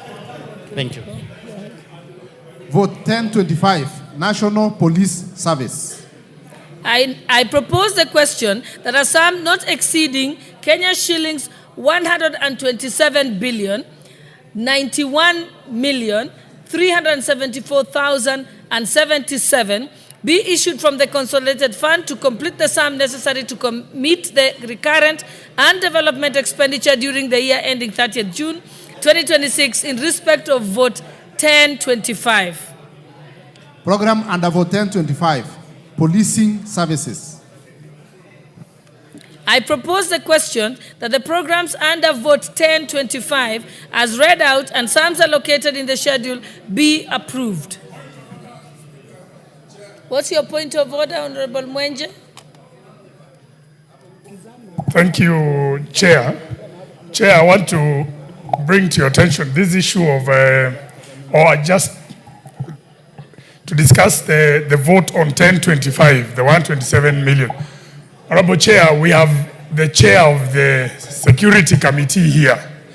And Chair, one of the issues that was raised in one of the votes before that was passed on correctional services regarding recruitment of prison constables. Now, Chair, in this vote, it confirms there will be recruitment. If you look at it into detail, there will be recruitment of police officers in the 400, I believe, sub-counties. Honorable Chair, I would beg the House that we get confirmation from the Chair that the recruitment of the police officers will not be what happened before. They will be recruited from the sub-counties, and only the locals from that sub-county will be eligible. What we saw before, we saw in my constituency, we saw some strangers coming, then they run around, they are recruited, and then they leave with the people who brought them. Can we get assurance? Because if we don't get that assurance, then we should not pass this budget for recruitment of new police officers. Thank you, Chair. Honorable Alwatch, you have not had a chance. Let me give Honorable Alwatch. Oluwatch, sorry. Thank you, Chair. As I support the vote under this program, I needed to get an assurance from the Chair of the Security Committee as to whether the program budget, including the additional monies that are being asked for, includes new police stations that have recently been included. I can see in the Schedule 2 we have Schedule 3, a number of police stations where we are asking for additional money, and I'm asking this in relation to my neighbor constituency, and other constituencies within Nairobi where I know new police stations were operationalized and put in place. Please confirm that this program-based budget has the monies allocated to enable these police stations to operate. Otherwise, I support. Okay, honorable members. Yes, Honorable Shakir, I think you haven't had a chance. Because I've... Let's give other people a chance. Yeah. Madam Chair, I want to resoundingly support this particular proposal. However, as you say, as has been said by others, it appears that they come and tell us it's going to be sub-counties. They come and tell us that it's going to be fair and professional. But we find that there are others who walk in and destroy our thing. So, although there's nothing to do with the budget, we want to make a comment that each sub-county gets its fair share of officers who are qualified. Thank you, ma'am. Those who want to contribute, please press the intervention button. Honorable Johanna Ngeno. Madam Speaker, just in support of this, Madam Speaker, the issue of recruitment is a very fundamental issue that must... the issue of recruitment, Madam Speaker, other than the allocation that you are allocating here, Madam Speaker, it doesn't make any sense for people to be paying money to be recruited or to be employed in these positions, Madam Speaker. So I wish this one should go down in history, that the department that deals with the recruitment be made to understand this year that we do not want any corruption in that particular sector. Thank you, Madam Speaker. I now put the question that the programs under vote 1025. I thought you had spoken on this. Okay, Honorable Wamboka, please, Honorable Wamboka, you're out of order. You just need to raise your hand and say you want to speak or press the intervention button. Yes, no, but I'm not going to have a back and forth with you. Honorable Mbui. Thank you, Madam Chair. I have only one concern because on this National Police Service, budget, that the National Police Service has, in the recent past, last year June and this year June, spent our money, taxpayers' money, and actually killed our youth, and this time they've also killed Albert Ojwang. I want to beg that as we appropriate money for the National Police Service, let them not use the money of taxpayers to kill our children. Thank you, Madam Speaker. Thank you. Member for behind Wamboka.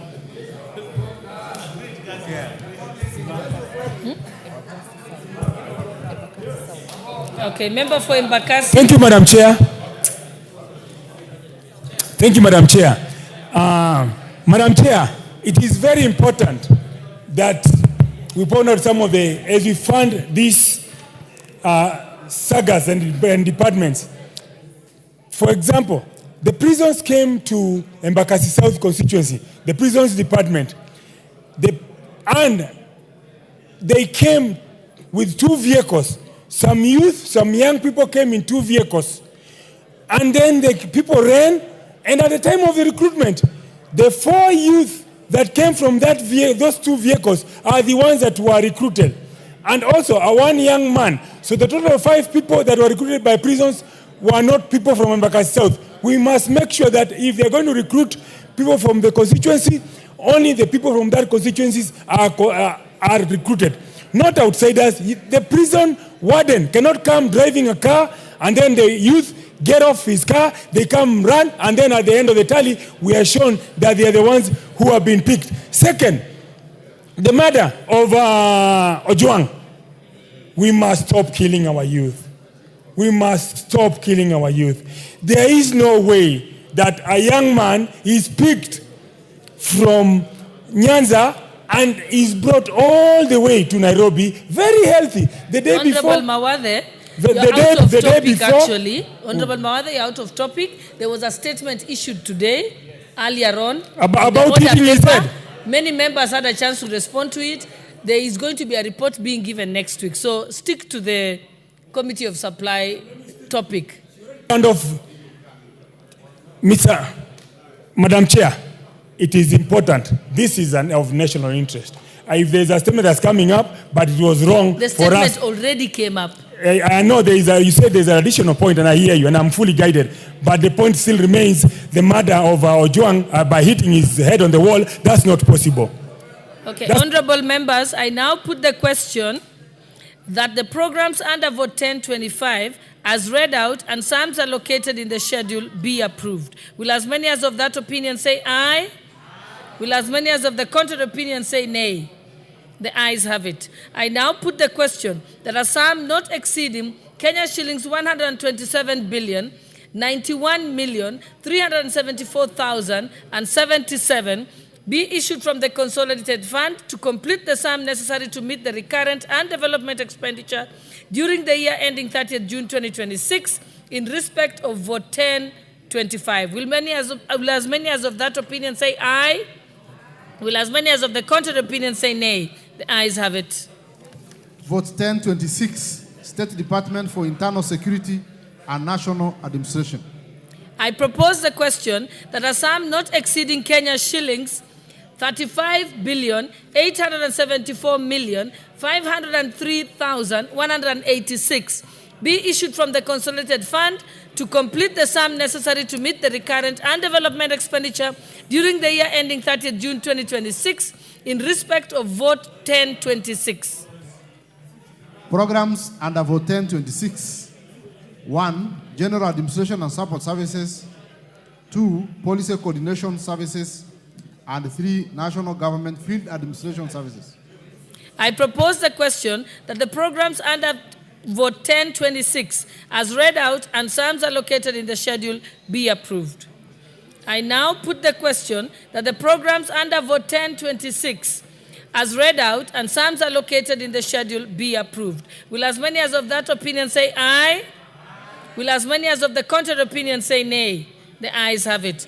I now put the question that a sum not exceeding Kenya shillings 35 billion 874 million 503,186 be issued from the consolidated fund to complete the sum necessary to meet the recurrent and development expenditure during the year ending 30th June 2026 in respect of vote 1026. Will as many as of that opinion say aye?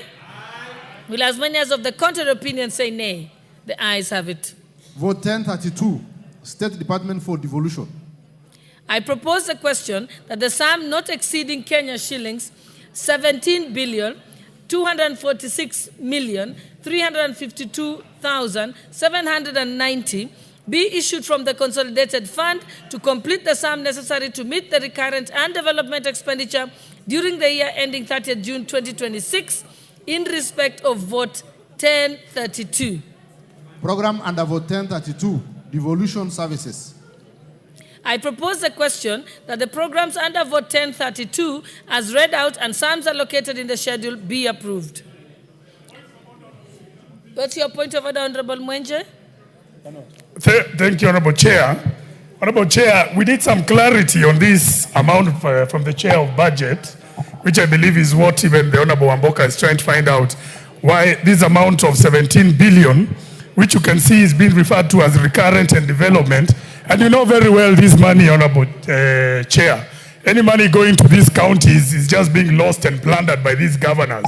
They are purely just stealing money. And you know they've frozen the 10 billion that is supposed to come to RMLF. So perhaps the Chair Budget can clarify on this amount for devolution. And if it's not necessary, perhaps he can transfer this money to constituencies for development. Thank you, Chair. Thank you. I now put the question that the programs under vote 1032 as read out and sums allocated in the schedule be approved. I now put the question, will as many as of that opinion say aye? Will as many as of the contrary opinion say nay? The ayes have it. I now put the question that a sum not exceeding Kenya shilling 17 billion 246 million 352,790 be issued from the consolidated fund to complete the sum necessary to meet the recurrent and development expenditure during the year ending 30th June 2026 in respect of vote 1032. Will as many as of that opinion say aye? Will as many as of the contrary opinion say nay? The ayes have it. Vote 1033, State Department for Special Programs. I propose the question that the sum not exceeding Kenya shillings 609,495,880 be issued from the consolidated fund to complete the sum necessary to meet the recurrent and development expenditure during the year ending 30th June 2026 in respect of vote 1033. Program under vote 1033, Accelerated ASOL Development. Member for Honorable Ngusia, let's wait to get to the debate stage. I haven't proposed the question, so hold your horses.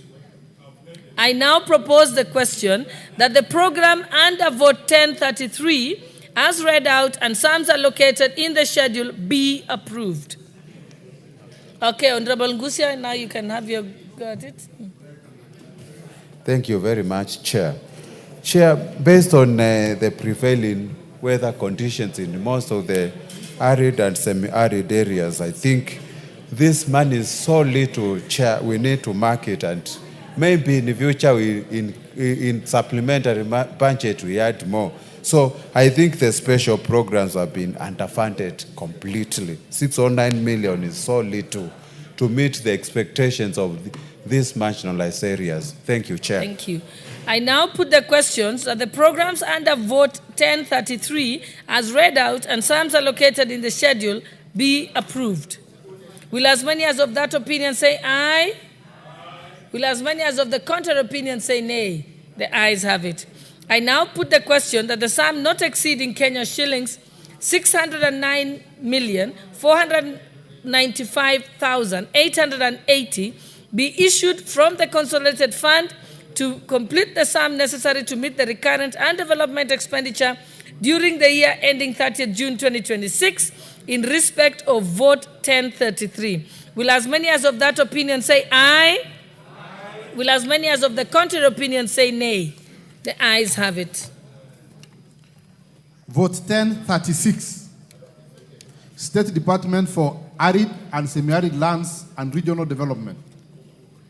I propose the question that a sum not exceeding Kenya shillings 11,238,825,658 be issued from the consolidated fund to complete the sum necessary to meet the recurrent and development expenditure during the year ending 30th June 2026 in respect of vote 1036.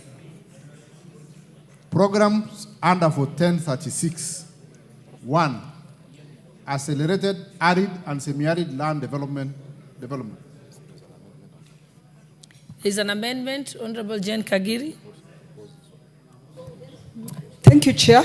Hold on a second before you get there. I propose the question that the program under vote 1036 as read out and sums are located in the schedule be amended, be approved.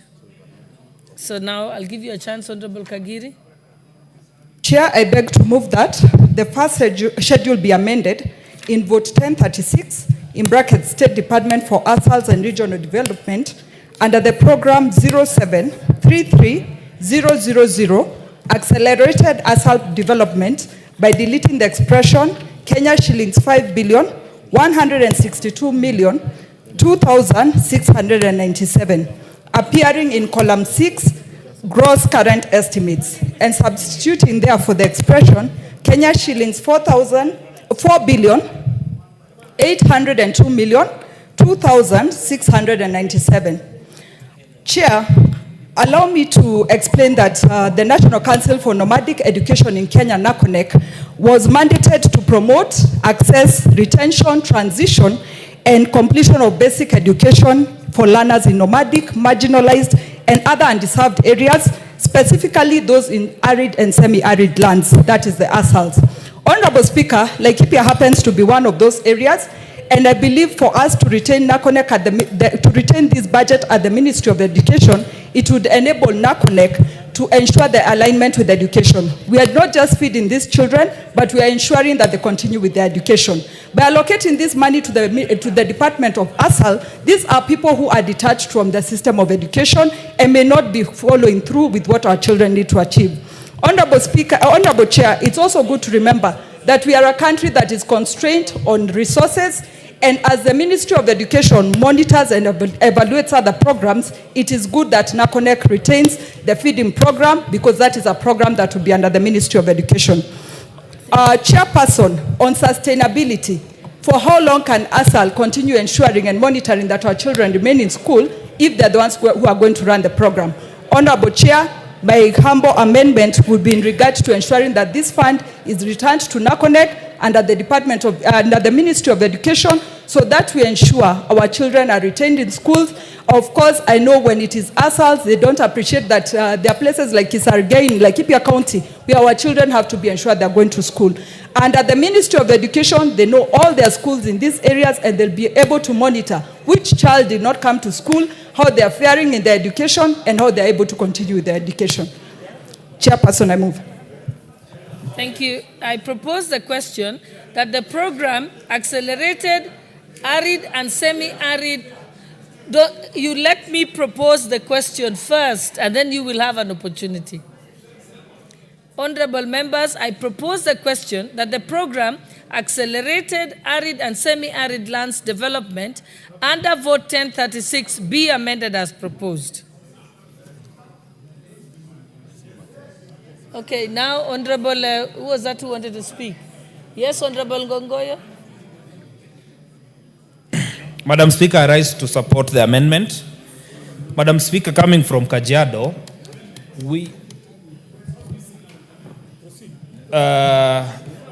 thank you, Chair. I rise to support the amendment because, Madam Speaker, anytime education in the ASAL region is a matter that has to be combined together with the issue of movement. And number two, we have a lot of schools in Kajiado that are boarding schools that are meant to facilitate children from the nomadic regions.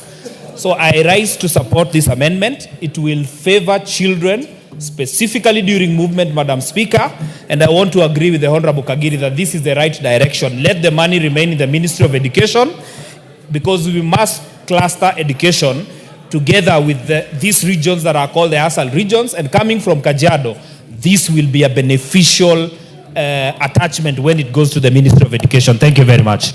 Yeah, member for Busia. Thank you, Chair. I rise to support fully this the amendment because I come from a place where floods are frequent, and semi-arid areas like Funyula and Teso North. I spoke to the principals, and they've said that attendance has improved. Nutrition-wise, the students are looking even better. Academic performance has been improved as well, and just overall well-being. So this is a very good amendment. Thank you, Madam Chair. Honorable members. Yes, Honorable Makali.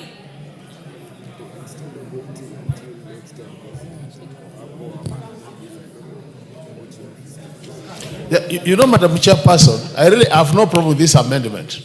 But I think what is an issue of concern is, to me, this is a policy matter.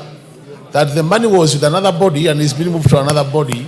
I think really that matter needs to, because if my memory serves me well, the reason why the money was being moved from that particular organization to the ministry was because there was a bit of corruption. I don't think really that issue has been addressed by the mover of this amendment. Can we be told what is happening? Because I thought that it was being informed by the fact that the money was not being accounted for properly. So are we saying now that issue has been sorted out? And if not so, we can't return money where it has not been accounted for.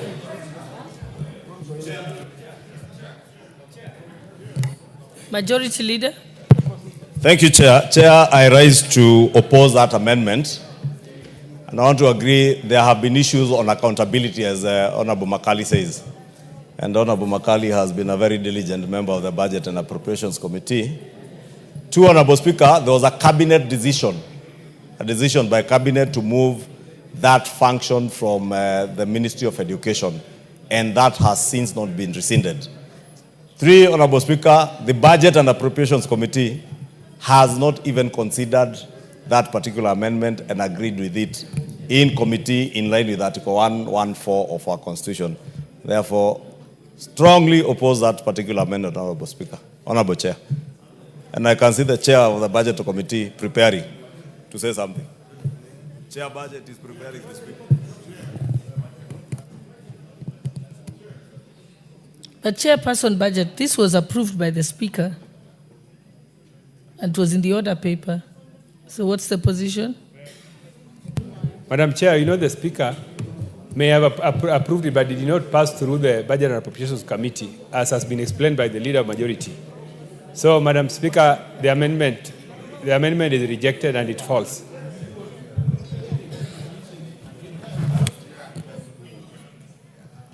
Yes, Honorable, proceed.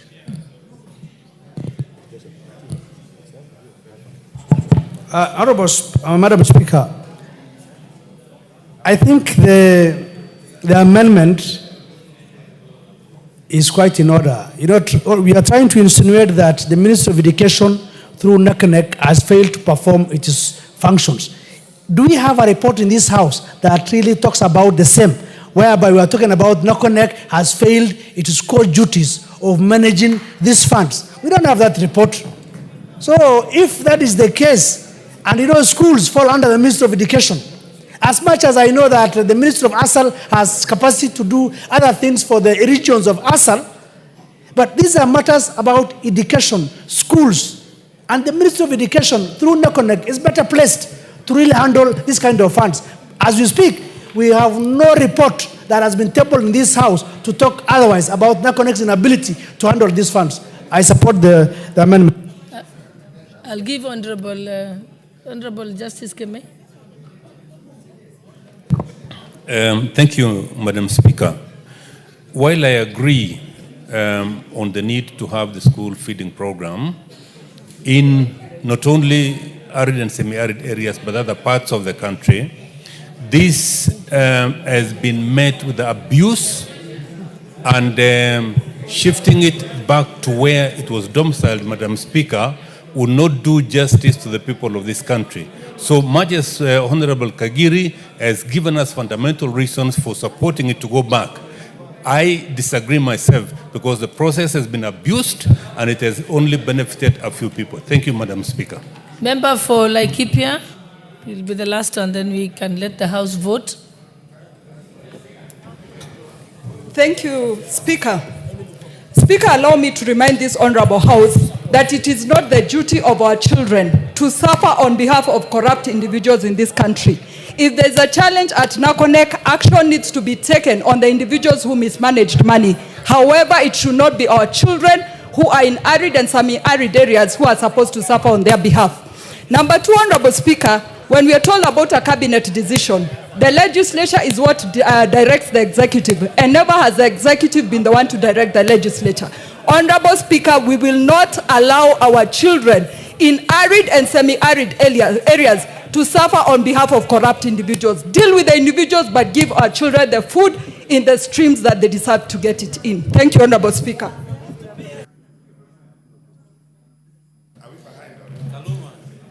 Thank you, Honorable Speaker. Honorable Speaker, the proposed amendment may sound good, but my fear is that it is subject to Article 114, which says that such an amendment to be moved must have the prior approval and report of the Budget and Appropriations Committee, and the Budget and Appropriations Committee must have the approval of the Cabinet Secretary in charge of National Treasury.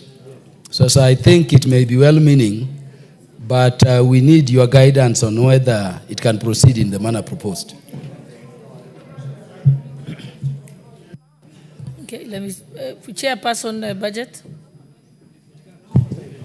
Madam Chair, let me repeat myself and say that this particular amendment did not pass through our committee.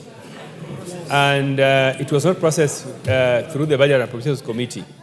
And therefore, we want to urge you to decline the amendment.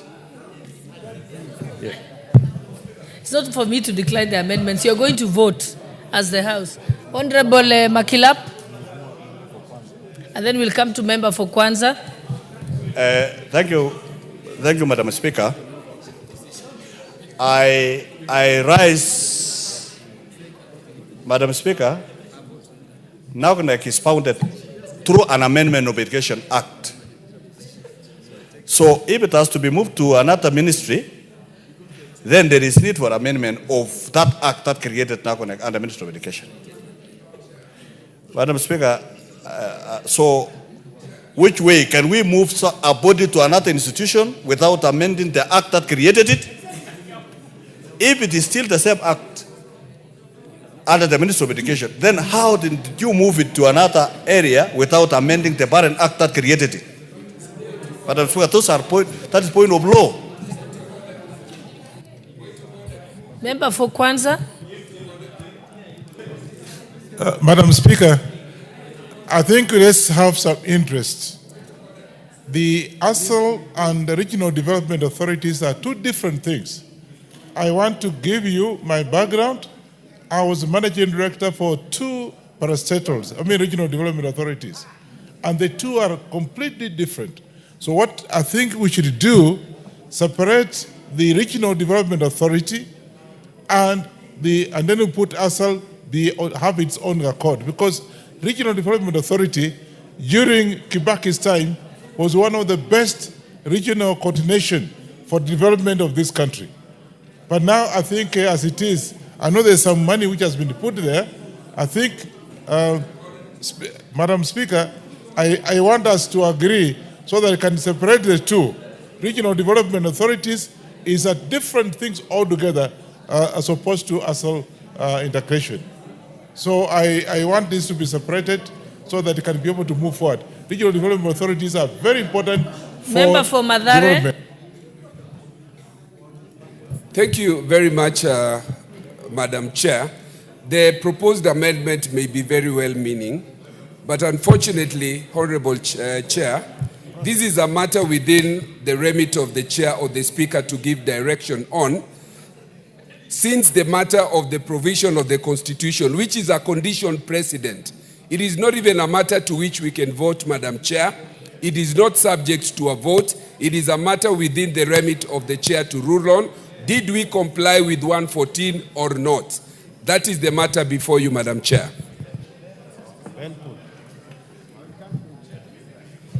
What's your point of order, Honorable Kagiri?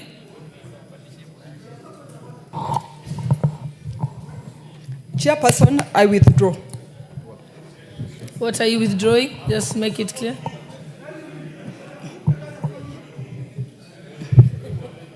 Yes, what are you, just be clear, you're withdrawing The amendment to vote. Just 1036, State Department for Asals and Regional Development under the program 0733000, Accelerated Asal Development, by deleting the expression 5,162,002,697, appearing in column 6, gross current estimates, and substituting therefore the expression Kenya shillings 4,802,002,697 to allow for consultation. Honorable Kagiri, okay, so you have withdrawn this one under vote 1036, but was also amending, it was also affecting 1066. So are you withdrawing also 1066? Chairperson, I also withdraw the second amendment on vote 1066. Okay. So we just proceed without amendments. So call out the program, please. Programs under vote 1036. 1. Accelerated arid and semi-arid lands development. 2. General administration planning and support services. And 3.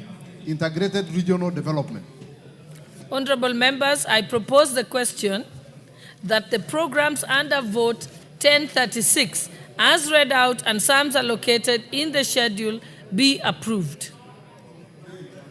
Honorable members, I now put the question that the programs under vote 1036, as read out and sums allocated in the schedule, be approved. Will as many as of that opinion say aye? Will as many as of the contrary opinion say nay? The ayes have it.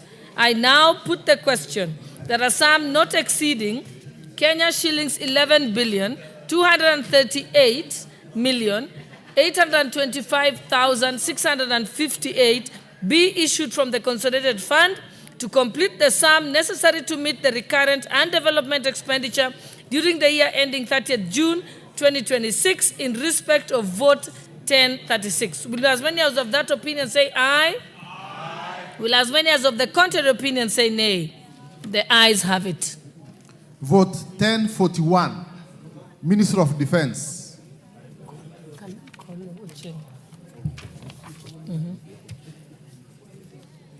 Honorable members, before we proceed, allow me to welcome students who are seated in the public gallery from Chania Girls High School, from Thika Town constituency, Kiambu County. On behalf of the substantive speaker and all the members of parliament, we welcome you to parliament together with your teachers who are present with you. Thank you.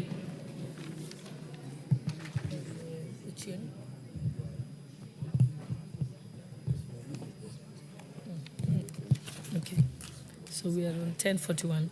Okay, I propose the question that the sum not exceeding 213 billion 322,947,260 be issued from the consolidated fund to complete the sum necessary to meet the recurrent and development expenditure during the year ending 30th June 2026 in respect of vote 1041. Programs under vote 1041, Defense.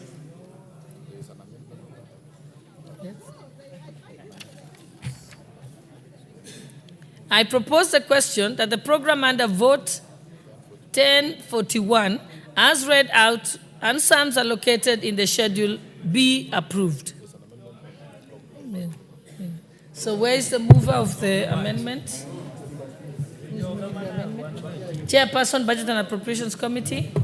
Madam Chair, I propose that the first schedule be amended in vote 1041, Ministry of Defense, under program 080100 by deleting the expression Kenya shillings 195,991,90000, appearing in column 6, gross current estimates, and substituting therefore the expression Kenya shillings 184,991,90000. Honorable Speaker, we are rationalizing the budget for Ministry of Defense because we realized, Madam Speaker, that we had given them more resources that they do not need at the moment. So this is the reason for this amendment. Honorable members, I propose the question that the program Defense under vote 1041 be amended as proposed. Honorable members, I put the question that the program Defense under vote 1041 be amended as proposed. Will as many as of that opinion say aye? Aye. Will as many as of the contrary opinion say nay? The ayes have it.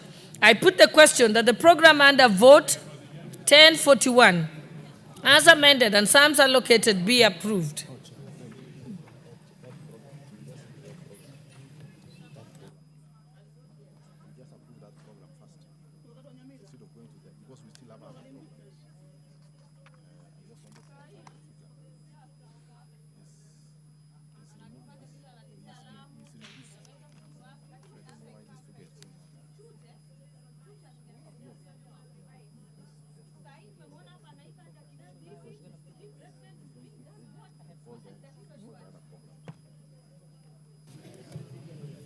Next program.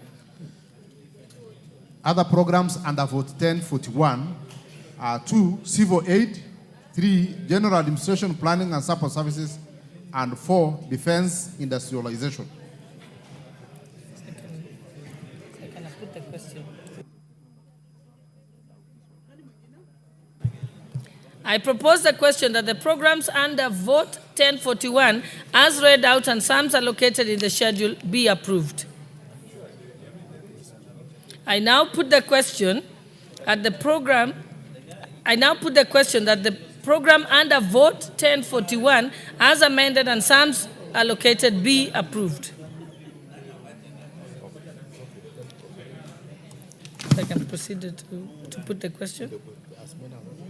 Will as many as of that opinion say aye?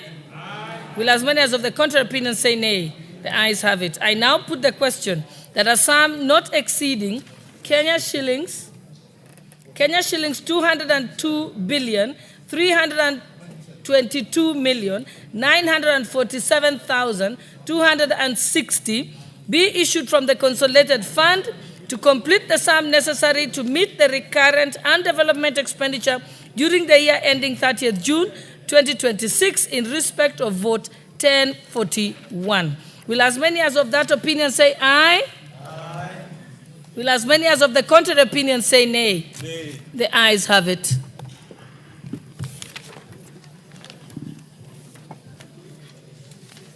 Well done. Go to 1053. Well done.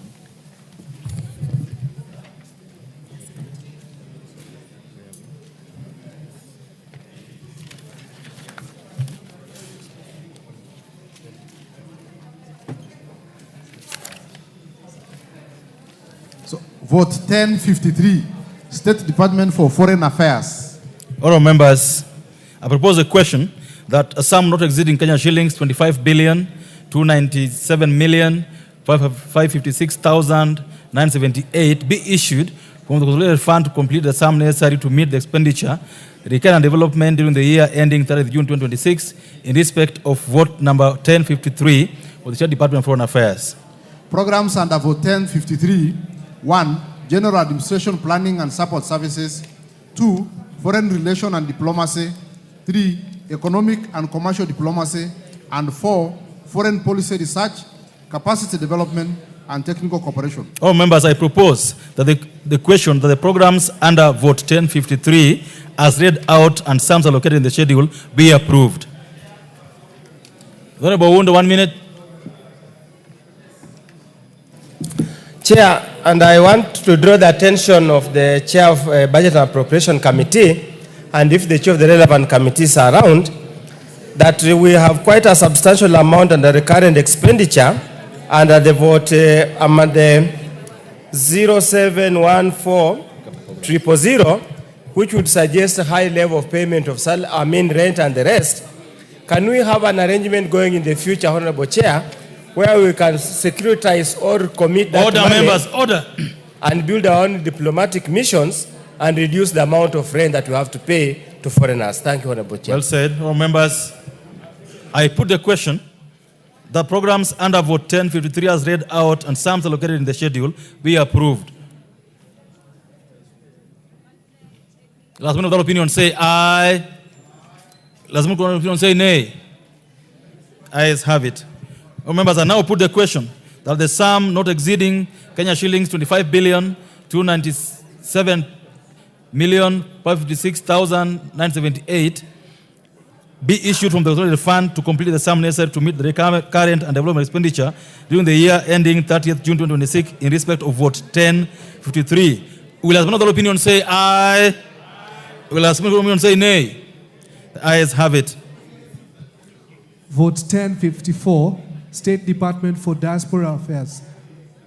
All members, I propose a question that a sum not exceeding Kenya shillings 717,827,342 be issued from the consolidated fund to complete the sum necessary to meet the expenditure, recurring and development during the year ending 30th June 2026 in respect of Vote 1054, that is for Department for Diaspora Affairs. Programs under Vote 1054, Management of Diaspora and Consular Affairs. Oh, members, I propose a question that the program under Vote 1054, as read out and sums allocated in the schedule, be approved. Oh, member, put the question that the program under Vote 1054, as read out and sums allocated in the schedule, be approved. As another opinion say aye. As another opinion say nay. Ayes have it. All members, I now put the question that a sum not exceeding Kenya shillings 717,827,342 be issued from consolidated fund to complete the sum necessary to meet the recurrent and development expenditure during the year ending 30th June 2026 in respect of vote 1054. Will as another opinion say aye? Will as another opinion say nay? The ayes have it. Vote 1064, State Department for Technical, Vocational Education and Training. Members, I propose a question that a sum not exceeding Kenya shillings 43,244,753,711 be issued on the consolidated fund to complete the sum necessary to meet the expenditure for recurring and development during the year ending 30th June 2026 in respect of vote 1064, the State Department for Technical, Vocational Education and Training. Programs under vote 1064. All your horses. Go ahead. Programs under vote 1064. 1. Technical, Vocational Education and Training. 2. Youth Training Development. And 3. General Administration, Planning and Support Services. Honorable members, I propose a question that the programs under vote 1064 as read out and sums allocated in the schedule be approved. The Honorable CNN.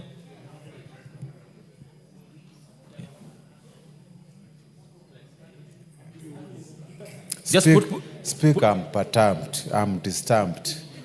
15 constituencies actually committed CDF towards construction of technical institutes, and I've interrogated the budget. This money for completion of these taught institutes have not been factored. Mr. Speaker, it is painful. These taught projects are just there lying, wasting taxpayers' money, and we need consideration on the same. So, Mr. Speaker, we need guidance on this. Thank you. Honorable Makali Mulu, 1 minute. Yeah, thank you, Mr. Chairman. Even as we support this budget, and I totally agree with the Honorable CNN, but I think as we factor for the money to complete, let's also factor for the money. Let some of these amounts be used to equip the ones which are complete. Where is the chairman so of that they become Education operational. Committee? The chairman of budget, do you have anything you want to say on this? Chair budget. Chair, the allocations under TVET is justified. We are provided for the resources necessary for enhancement of infrastructure in TVETs. I know that there's some communication which is going around on SMS to the effect that the TVET allocations were cut. That is not the situation. That's not the situation. Okay. I wish to confirm that we are provided for enough resources for TVETs. The Honorable CNN, take this up with the Education Committee Chair and the Chair Budget. All members, I put the question that the programs under vote 1064 as read out and sums allocated in the schedule be approved. Will another opinion say aye? Will another opinion say nay? Ayes have it. I now put the question that a sum not exceeding Kenya shillings 43,244,753,711 be issued from the consolidated fund to complete the sum necessary to meet the recurrent and development expenditure during the year ending 30th June 2026 in respect of vote 1064. Will as one of that opinion say aye? Will as one of that opinion say nay? The ayes have it. Vote 1065, State Department for Higher Education and Research. All members, I propose the question that the sum of Kenya shillings 143,734,996,332 be issued from the consolidated fund to complete the sum necessary to meet the expenditure, both recurring and development, during the year ending 30th June 2026, in respect of vote 1065, the State Department for Higher Education and Research. Programs under vote 1065, 1. Education, University Education, and 2. General Administration, Planning and Support Services. Members, I propose the question that the programs under vote 1065 as read out and sums allocated in the schedule be approved. Members, I put the question that the programs under vote 1065 as read out and sums allocated in the schedule be approved. Will as another opinion say aye? Will as another opinion say nay? Ayes have it. I now put the question that a sum not exceeding Kenya shillings for 143,734,996,232 Kenya shillings be issued from the consolidated fund to complete the sum necessary to meet the expenditure, both recurrent and development, during the year ending 30th June 2026 in respect of vote 1065. Will as many of that opinion say aye? As many of the opinion say nay? The ayes have it. Vote 1066, State Department for Basic Education. Members, I propose the question that a sum not exceeding Kenya shillings 127,552,220,456 be issued from the consolidated fund to complete the sum necessary to meet the expenditure, both recurrent and development, during the year ending 30th June 2026 in respect of vote 1066. Programs under vote 1066. 1. Primary education.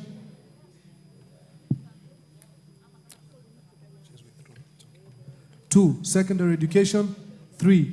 Quality assurance and standards. 4. General administration, planning and support services. Members, I propose the question that the programs under vote 1066 as read out and sums allocated in the schedule be approved. The Honorable Boy.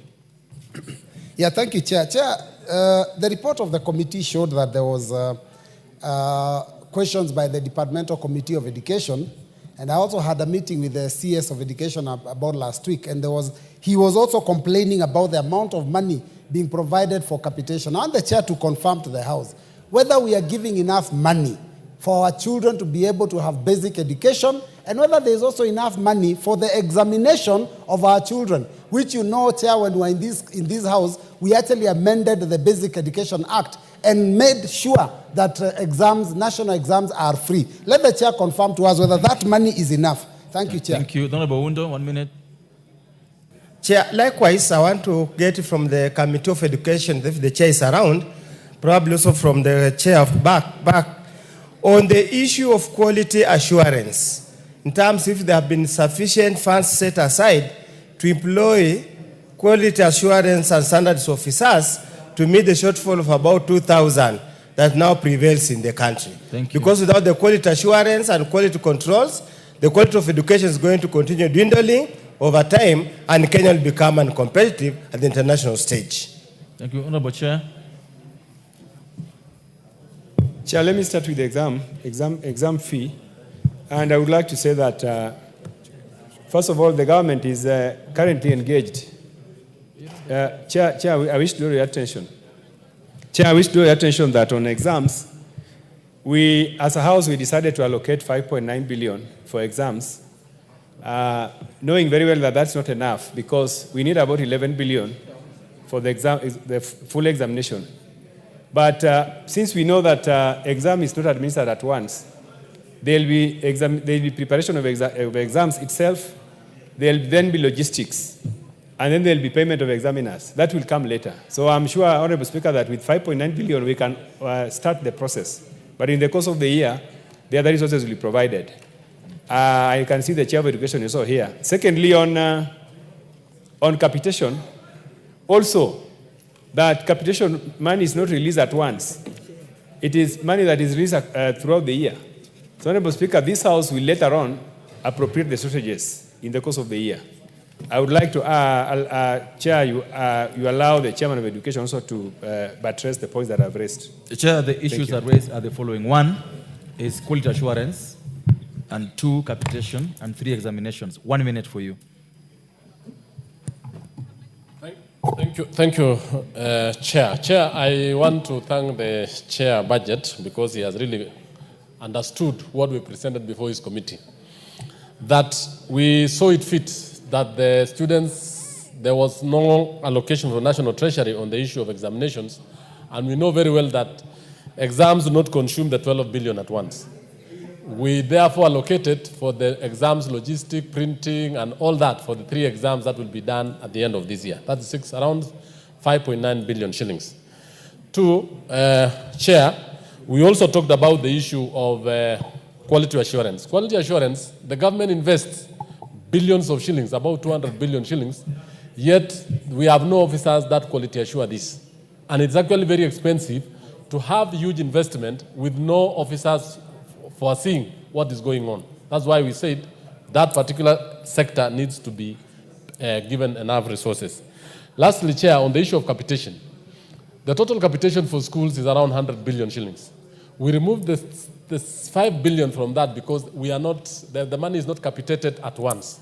It is capitated at 3 circles. So the first circle, I know it will have enough money.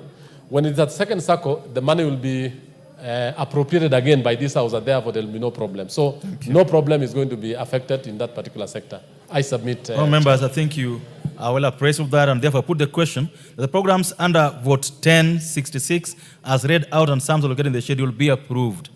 Will as many of the opinion say aye? Will as many of the opinion say nay? Ayes have it. I now put the question that a sum not exceeding Kenya shillings 127 billion 552,220,456 be issued from the consolidated fund to complete the sum necessary to meet the expenditure, both recurrent and development, during the year ending 30th June 2026 in respect of Vote 1066 for the State Department for Basic Education. Will as many of the opinion say aye? Will as many of the opinion say nay? The ayes have it. Vote 1067, State Department for Science, Innovation and Research. Members, I propose the question that a sum not exceeding Kenya shillings 992 million. What is out of order? Yes, Honorable Mbui. An observation, Chair. Yes. You know, when you put the question, Chair, at the point of aye, you are louder than nay. So, so you have to regulate the volume. I don't vote. But you said, I cannot those say. who are saying aye, you said aye louder than nay. The rebel boy, I don't know what you're talking about. the honorable member there is being mischievous, and he knows I'm not his cousin. So,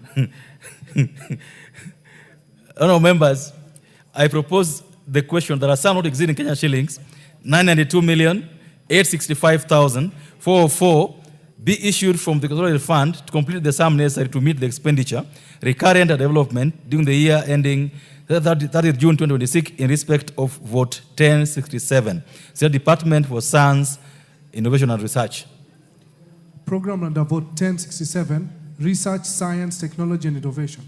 Members, I propose the question that the program under Vote 1067 as read out and sums allocated in the schedule be approved. Will another opinion say aye? Will another opinion say nay? The ayes have it.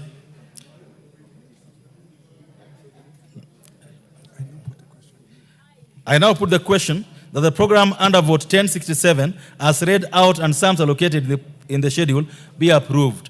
Will as many of the opinion say aye? Will as many of the opinion say nay? The ayes have it.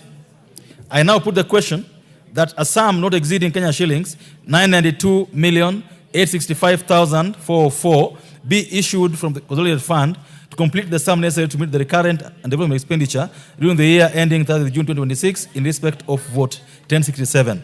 Will as many of the opinion say aye? Those of the opinion say nay? The ayes have it. Vote 1071, the National Treasury. All members, I propose the question that a sum not exceeding Kenya shillings 111 billion 874,138,378 be issued from the consolidated fund to complete the sum necessary to meet the expenditure, both recurring and development, during the year ending 30th June 2026 in respect of Vote 1071, the National Treasury. Programs under Vote 1071, General Administration, Planning and Support Services. Honorable Chair, you got amendments to this. Order. Order. Let the chair. Honorable member, let the chair answer this. Honorable Chair. We are on Vote 1071, the National Treasury. I have an amendment. Yes. Chair, I would like to move that the first schedule be amended in Vote 1071 National Treasury. One, under the program 071700, General Administration, Planning and Support Services, by deleting expression 58,341,110,090 appearing in column 6, gross current estimates, and substituting therefore the expression Kenya shillings 57,541,110,90. Then number 2, under program 071800, Public Financial Management, by deleting the expression Kenya shillings 24,613,592,652 appearing in column 7, gross capital estimates and substituting, therefore, the expression Kenya shillings 25,413,592,652. Honorable Chair, the two amendments are aimed at reverting resources which had been taken away from budget reserve and contingency fund. These two funds are very important that we felt that it's necessary that we give them the maximum allocation. Chair, I support. Honourable members, I have proposed a question that the programs under vote 1071 as read out on sums allocated in the schedule be approved as be amended as proposed.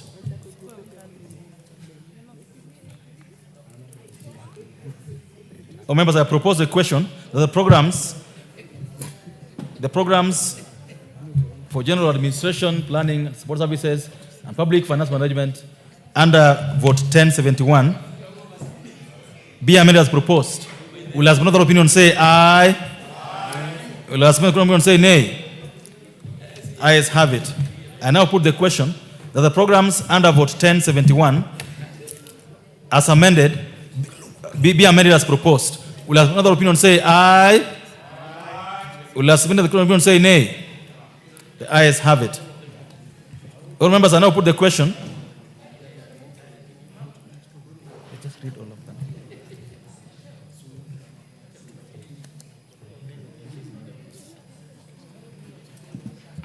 I now put the question that the programs under vote 1071 as amended and sums allocated be approved. Will as many of that opinion say aye? Aye. Will as many of the opinion say nay? Ayes have it. Programs under vote 1071. 3. Economic and financial policy formulation and management and market competition.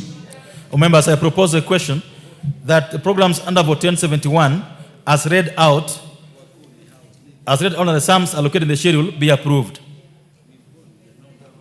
I put the question, the programs under vote 1071 as read out and the sums allocated be approved. Will as another opinion say aye? Aye. Will as another opinion say nay? Ayes have it.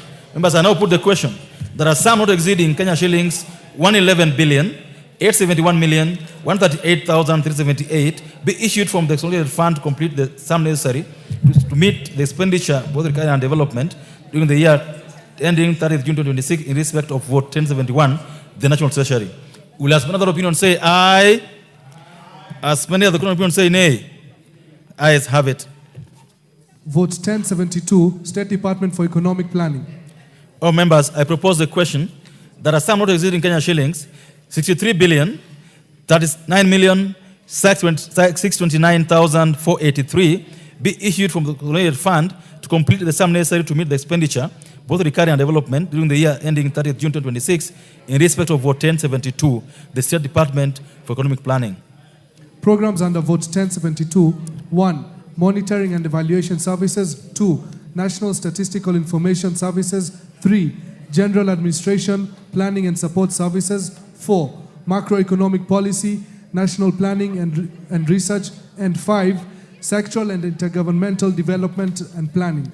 Honourable members, I propose the question that the programs under vote 1072 as read out and sums allocated in the schedule be approved. Honourable Undo. Chair, it is commendable that a substantial amount has been placed under capital expenditure of 58 billion, close to 59 billion. Can the chair of Budget and Appropriation Committee give us an assurance that this is not money on paper, that the money will actually flow and do the work it's supposed to do, unlike what has happened in just this financial year, we are just about to conclude. Thank you, Honorable Chair. Honorable Chair, CDF. Back. Chair, Honorable Undo likes to do politics with this budget process. And Honorable Undo, you know you are my brother. There is an opinion poll that comes at the end of every year about how many times somebody has spoken on this floor. Honorable Undo, I want to urge you not to seek to be number one on speaking on the floor of the House. You know very well that this budget process, but the budget that the budget for this financial year is being implemented successfully. I have a report which I will table on this house on how that budget is being implemented. Right now, we are at about 85% of the budget implementation. Well said. So there's no doubt that the allocated money here will be spent correctly. I also know that the PS in charge of this docket is from Honorable Undo's constituency. I want to assure you that that particular PS will be given the resources to do his work. Yeah, Thank you. The honorable members, I put the question that the programs under vote 1072 as read out and sums allocated in the schedule be approved. Will as another opinion say aye? Will as another opinion say nay? Ayes have it. I now put the question that a sum not exceeding Kenya shillings 63 billion 39,629,483 be issued from the consolidated fund to complete the sum necessary to meet the recurrent and development expenditure during the year ending 30th June 2026 in respect of vote 1072, that is the State Department of Economic Planning. As many of that opinion say aye, as many of that opinion say nay, ayes have it. Vote Order, Honorable Undo. Vote 1073, State Department for Investments and Asset Management. Members, I propose a question that a sum not exceeding Kenya shillings 116,543,000 be issued from the consolidated fund to complete the sum necessary to meet the expenditure for recurring and development during the year ending 30th June 2026 in respect of vote 1073 for the State Department for Investments and Assets Management. Program under vote 1073, Public Financial Management. All members, I propose a question that the program under vote 1073 as read out and sum allocated in the schedule be approved. All members, I put the question that the program under vote 1073 as read out and sums allocated in the schedule be approved.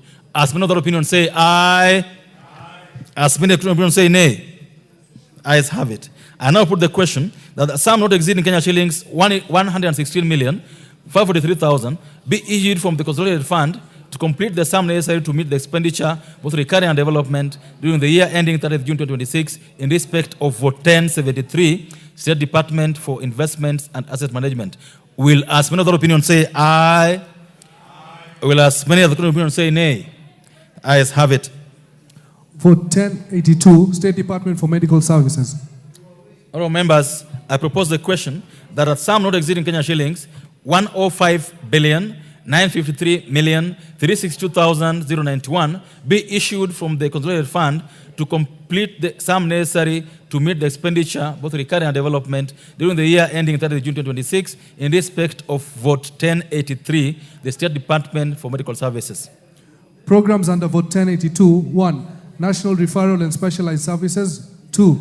Curative and Reproductive Maternal, Newborn, Child, Adolescent Health. 3.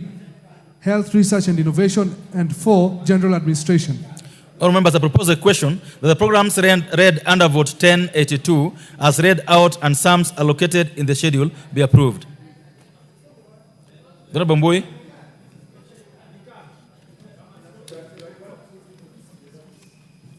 Honorable Mbui, the mic is yours. 1 minute.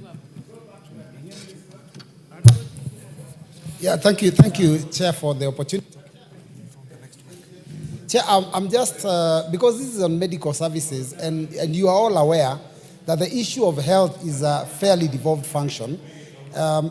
In the schedule, second schedule, I saw a number of health centers that seem to be set up for construction. So I want to know from the chair of maybe either the health committee or the budget committee, is part of this money being used to carry out functions that are clearly in the fourth schedule devolved? The Honorable Nikal.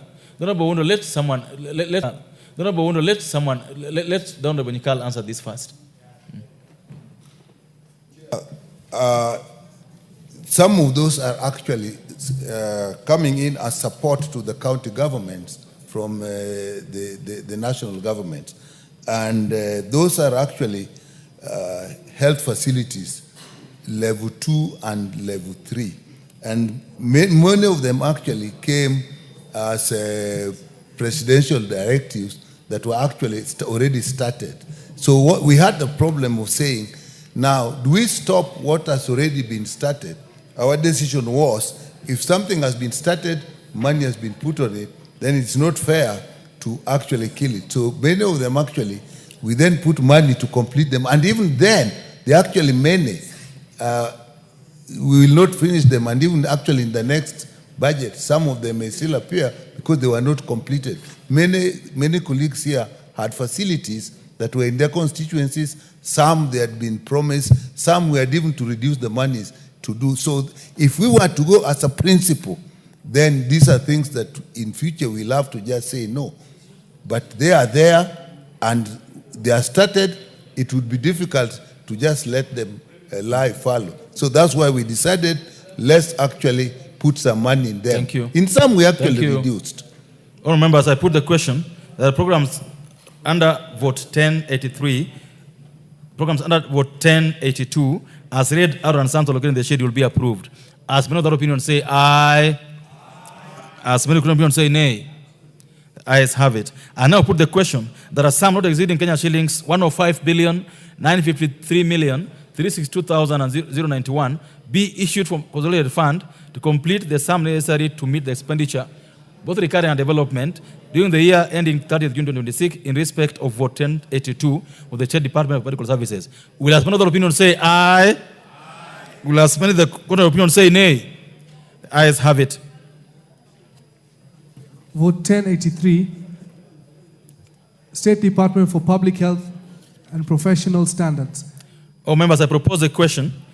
There are some not exceeding Kenya shillings 32,152,169,417 be issued from the consolidated fund to complete the sum necessary to meet the expenditure, both recurring and development, during the year ending 30th June 2026 in respect of vote 1083, which is the State Department for Public Health and Professional Standards. Programs under vote 1083. 1. Preventive and promotive health services. 2. Health resources development and innovation. 3. Health policy, standards and regulations. And 4. General administration. All members, I propose a question. The programs under vote 1083 as read out and sums allocated in the sheet will be approved. The Honorable Wundo. Chair, you know very well the issue of healthcare services and financing is a motive issue at the moment, and some matter that's being discussed robustly all over. Probably would we, for purpose general knowledge and general consumption, can the chair health probably just run through, tell us how much has been set aside for primary health care and how much has been set aside for critical health and chronic illness, just for general purposes. Thank you. So that the Kenyans can know. Thank you. Honorable Makali Mulu. Yeah, thank you, Mr. Chairman. Mr. Chairman, just as a follow-up on that matter, I think it would be important for Kenyans to be told how much money has been put in the budget for interns. Because those guys are always out here, so that we give them confidence that they can go back and start working. Thank you. Thank you, Chair. For primary health care fund, that is actually coming under the SHA, the broader financing of SHA.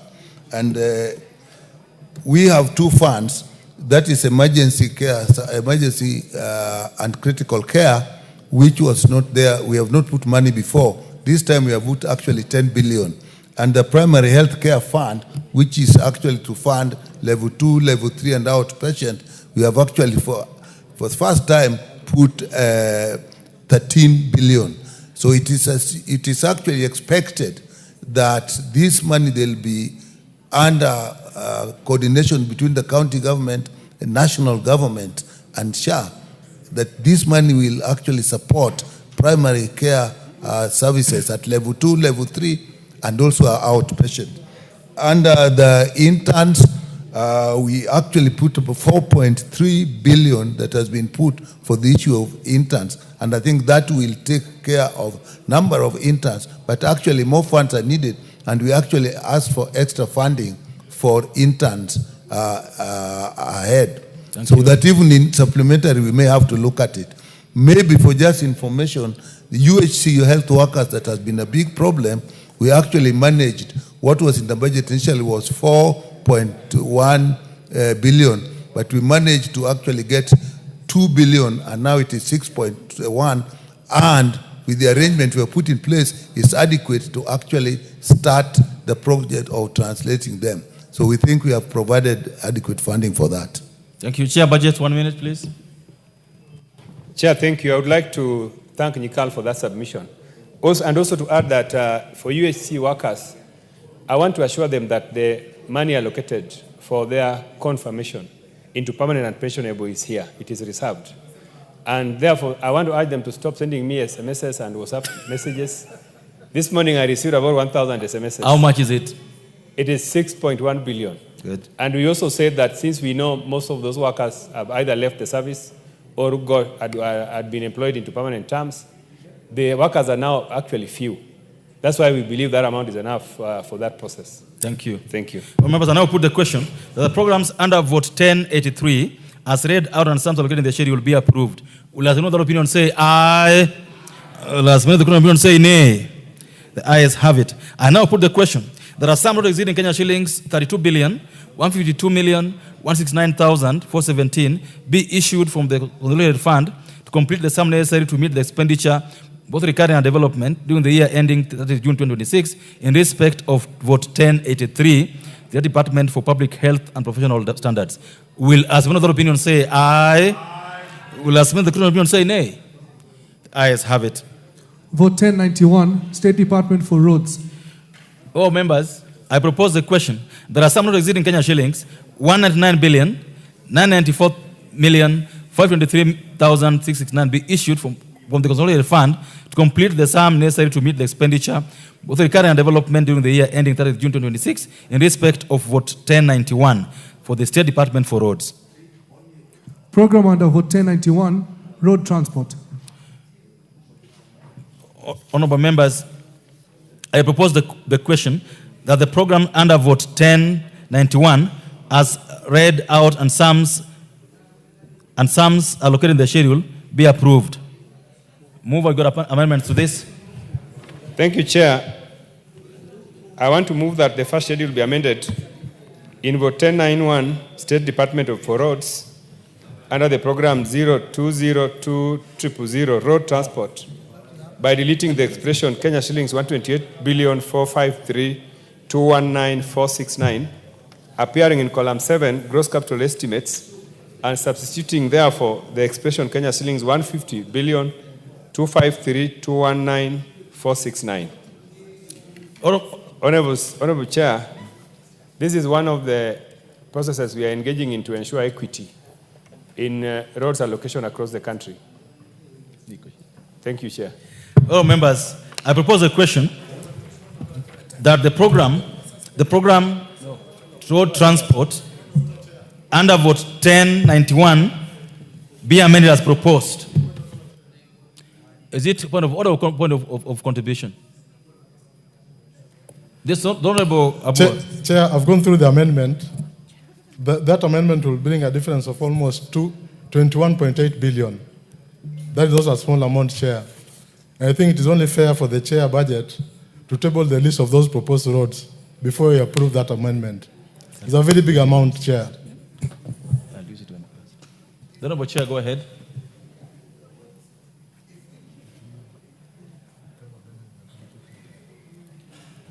Chair, we have the list, and we can avail it to the Honorable Chair, to the Honorable Member. It is a list consisting of ongoing roads that their budgets had been cut substantially, and we felt that if the monies are not brought back, then the roads will continue to stall. So, Honorable Speaker, we can provide the list. Honorable Chair. Honorable Board can see me for the list. Chair, the list should be available to everyone, not to just Chair, going by our standing orders. Chair, going by our standing orders, it is not the list provided to me. The list to be tabled in Parliament. Correct. And to be approved by members of Parliament. Correct. Not to be given to me, Mr. Chair. The Honorable Chair, BAC, this list will be tabled in the House before the end of the day.